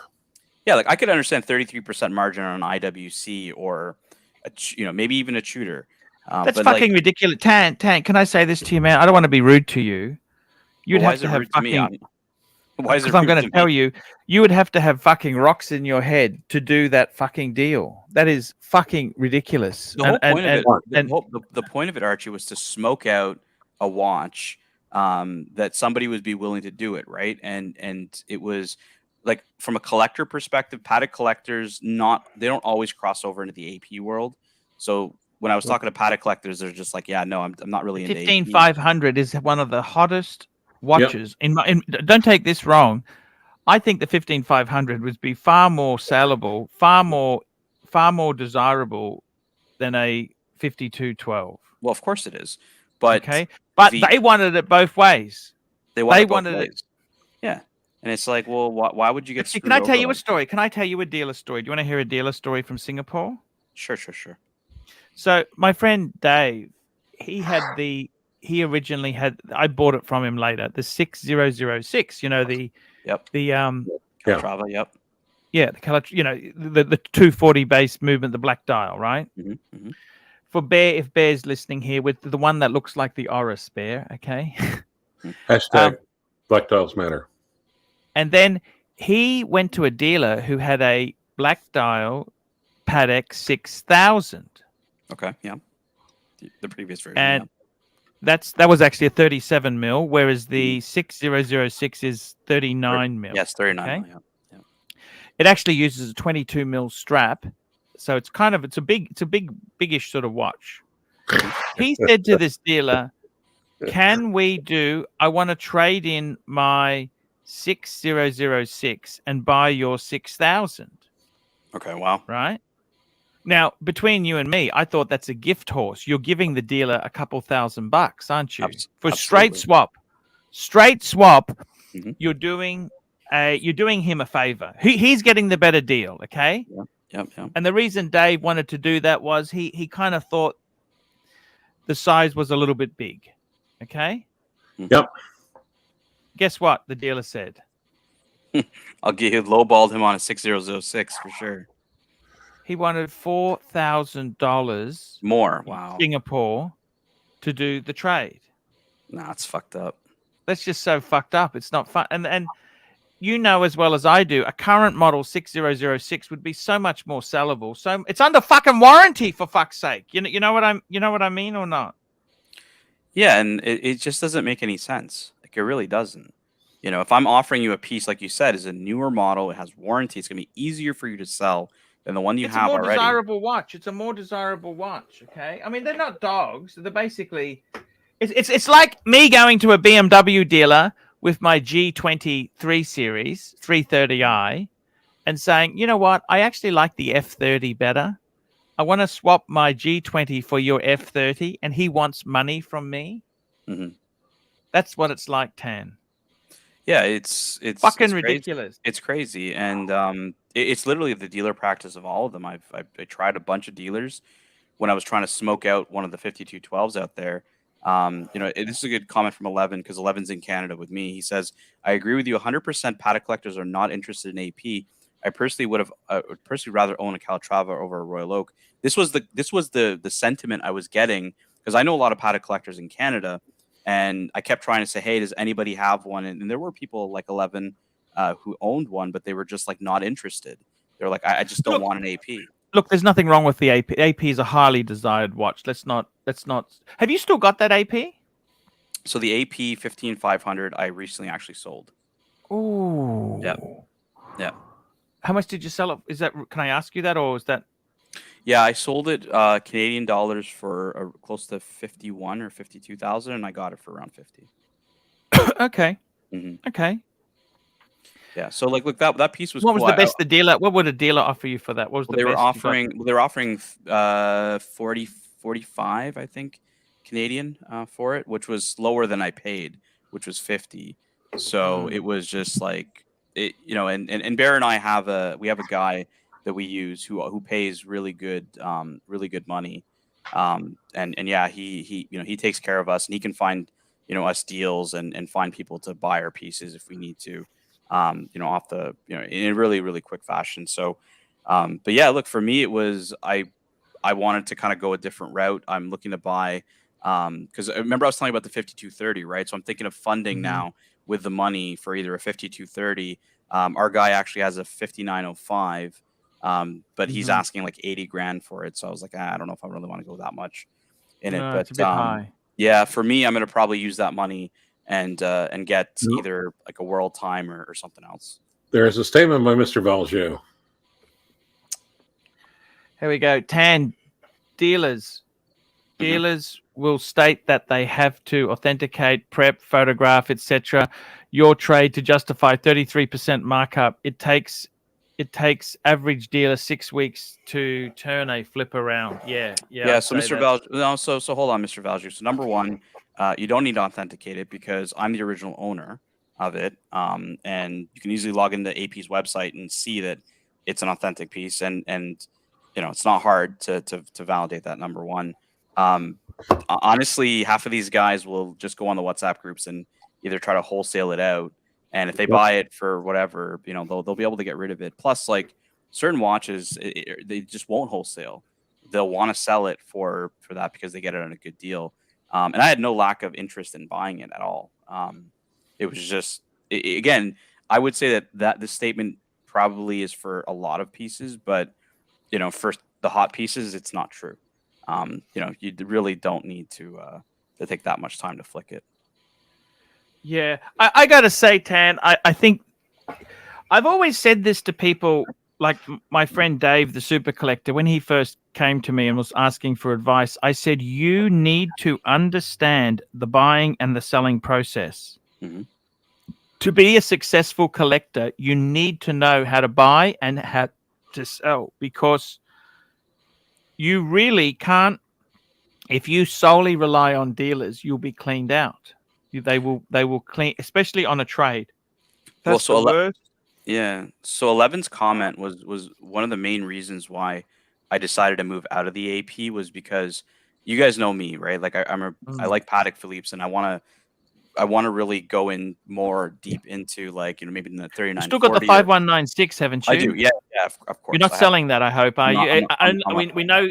I know that. No, I'm trying to double down more into Patek, actually. So I have the 5196. I have the 5012. I have cash now for another one. And whether it's go 3940 or try to save up a bit and get into a 5327. But just like 11 said, it's a different. The collectors are just not into the APs. And so I was like, well, I might as well get out and probably pursue what I actually want to collect, which is more Pateks. Wow. That's amazing, Tan. I got to tell you, it's that's a Timely's just pulling up a great Patek here, the 5327. They're fucking expensive as here we go, $11.11 Am I the only one, or did everyone overlook the importance of the latest manual wide 30-255 movement by Patek? I'm absolutely in love with the 6119G. Yeah, so the G actually is apparently a lot more rare than the rose gold version of the 6119. Right? Yeah, they're talking about how there's a lot more 6119 rose golds produced, but the G is just not it's just not as available. And look, this is partly the reason. So 11, I told Archie the only way I'd flip the 5196 is if they update the reference 96 in the coming years, or if this year even with the new movement, which I think is it's just an update of the 215 basically. 100% right. It's amazing. Fuck, they're beautiful. I must admit I like the rose actually in that picture there. I think the rose looks. Well, let me just ask you a pop. question, because I mean, you Sure. were around when the 3919 came out, and let's say Yes. probably more the 5119, right? Like the Yeah. 5119 wasn't wildly popular, but this 6119, people seem to love it. They seem to actually like this watch a lot more than the 5119, which was the predecessor of this. Well, the other thing too you got to remember is, at this point in time, this is the only entry Calatrava. You don't have a 5296 anymore. You don't have, like, what is there in basic? You got the 5227. That's the officer's back, but that's fucking expensive. Well, do you think that they're going to put a reference 96, because they have a almost perfect entry level piece manual wind Look, here with this? Of course, why wouldn't they? Because it would be quite inexpensive. All you got to do is redo the bezel, and you're in business. You know what I mean? You've got another watch, very simply, isn't it? You know what I mean? It's like Patek loves to use the same movement in a whole range of pieces, because it keeps your costs. You get your investment back. I can't see why they wouldn't do that. Of course they will. I just think I think the hobnail's got a lot of love right now. I still love the 5196 because to me, I think that's a nice affordable entry point. I mean, to me, I find that expensive. I don't think that's cheap. Jen, you were going to say something? No, I mean, I thought that the purpose of the 6119 is that it's like a mashup of the 5119, which is very traditional, very formal. You know, the lugs were straight and very, it was a very conservative watch, a beautiful watch, but like not one that's necessarily wearable day to day. And then the 5196, which was a great watch with interesting lineage, but imperfect in the aesthetics, and this kind of mashes the two up. And I think it's kind of they've kind of merged, that the two branches of the Calatrava family, the manual Calatrava family, have merged into this piece. That's exactly. I think that was the intention. Yeah, I think that's exactly why they may not come out with a 96 anytime soon, because it really does, Archie, if you look at it, you can see the elements of the 5196 as well as the 5119 in this piece directly. Yeah, it's a tricky thing to summarize there, but I got to be honest with you. I can't understand why they don't have a simple, like a 5296 equivalent, because that's such a good. Yeah, 529. It's a perfect watch. That's what I still think it's perfect. That's if I think that's actually one that I regret selling. I really regret selling that, because it is just such a perfect piece. 38 mils. Oh, it has the aesthetic that you liked about the 5127. Sorry, go ahead. I just like to add that you really screwed up when you sold that. That's a look. You know what? If I hadn't have sold it, it would probably be taken in the burg. Who fucking knows? Okay, so Archie, I'm beyond that. I'll be honest with you, Rancher. I'm actually beyond that now. I just think, it is what it is. I got a different philosophy on collecting now, and I kind of look at things very differently. So Archie, 11. Yeah, he's saying that the 6119 is almost identical to the 5196, but just a bit larger. So if that was the case, you own a 5196 now. Would you prefer a 6119 because of that, or would you stick to the 5196 in the 37 mil? Look, the price difference is there's a big price. Timely. It's got to hurt, Timely. Come on. It's gotta hurt, Archie. It's gotta hurt. It's gotta hurt. I'm exercising the agreement. Timely, you have the wrong one up. This is a sector dial 5296. Archie had the Opaline. Yeah, there's the Opaline dial. I think the 5196 is a relative bargain at the moment. Okay, I think it's a bargain, and I probably would rather get a second watch than to upgrade. Okay, I'll be honest with you, Tan. I would probably be looking at getting a second watch instead of upgrading. But in the same token, I understand exactly what you're saying there. Surty Danny, hello, Surty. Danny's just joined us. How's it going, mate? Archie, Hey, you need to slow down. Do you know what you're doing? You're buying too many Yeah. watches at once to enjoy any of them. let me show you what I think the way to go is. Okay, you know what I think the way to go is? I think realistically, you're 100% right. It's too fast. Lovely. You're going to burn out. You're not going to enjoy nothing. You're just going to be full of regrets. That's it. You've got used to picking a new watch up, and that's what you've got used to. You're not enjoying them. What about this as a 4-piece? Let me show you this as a 4-piece. Boom, boom, boom, boom. There's no Patek. This is I a think very, No. it's a I think very you keep Archie trying to collection. convince me. Sorry? I think you keep trying to convince me on the Yeah. on the fucking Reverso. There's no wrong with Reverso. It's a nice watch, but I think you need to move on from that. It's a very Yes. Archie collection, isn't it? You haven't changed. So one thing that we know is that your taste, it is genuinely you. Like this is those 4 watches represent your personality. Archie, it looks like the punters are saying what you need in that collection. Yes. You're right there. I think Let's you're be right. honest, Archie. You can't get rid of Speedmaster, can you? He You can't needs get a rid of 5212 there. Yeah. But the problem is, you're not wrong with 5212. They're expensive. They're all fucking Very- Timely, expensive. timely, It's timely. Come on. It's gonna Gotta hurt. hurt. Gotta Gotta hurt. hurt. Thank you. They're all fucking expensive. Otherwise, there won't be luxury watches, would there? No, that's a very good point. You raised some very good points. Guys, we're going to wrap this show up in a minute. I want to say thank you so much for coming on. This has been a fantastic show. We've enjoyed it. Powie's here. We got special guests. My name's Sixty Danny. I'm 60 Danny. I'm a northern lad. I only shag sheep all weekend. You won't get yourself a bloody day date, Archie, and keep that bloody speed bastard. I tell thee. That one knows what's fucking good for thee. Oh, we missed Poway. And we are linking to JJ.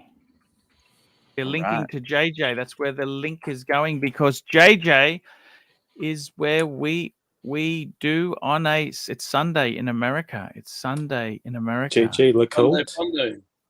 Sunday fun day. Look at that. It's so beautiful. Look at that. Okay, guys, we'll be back tomorrow. I'll be streaming in 9 hours' time.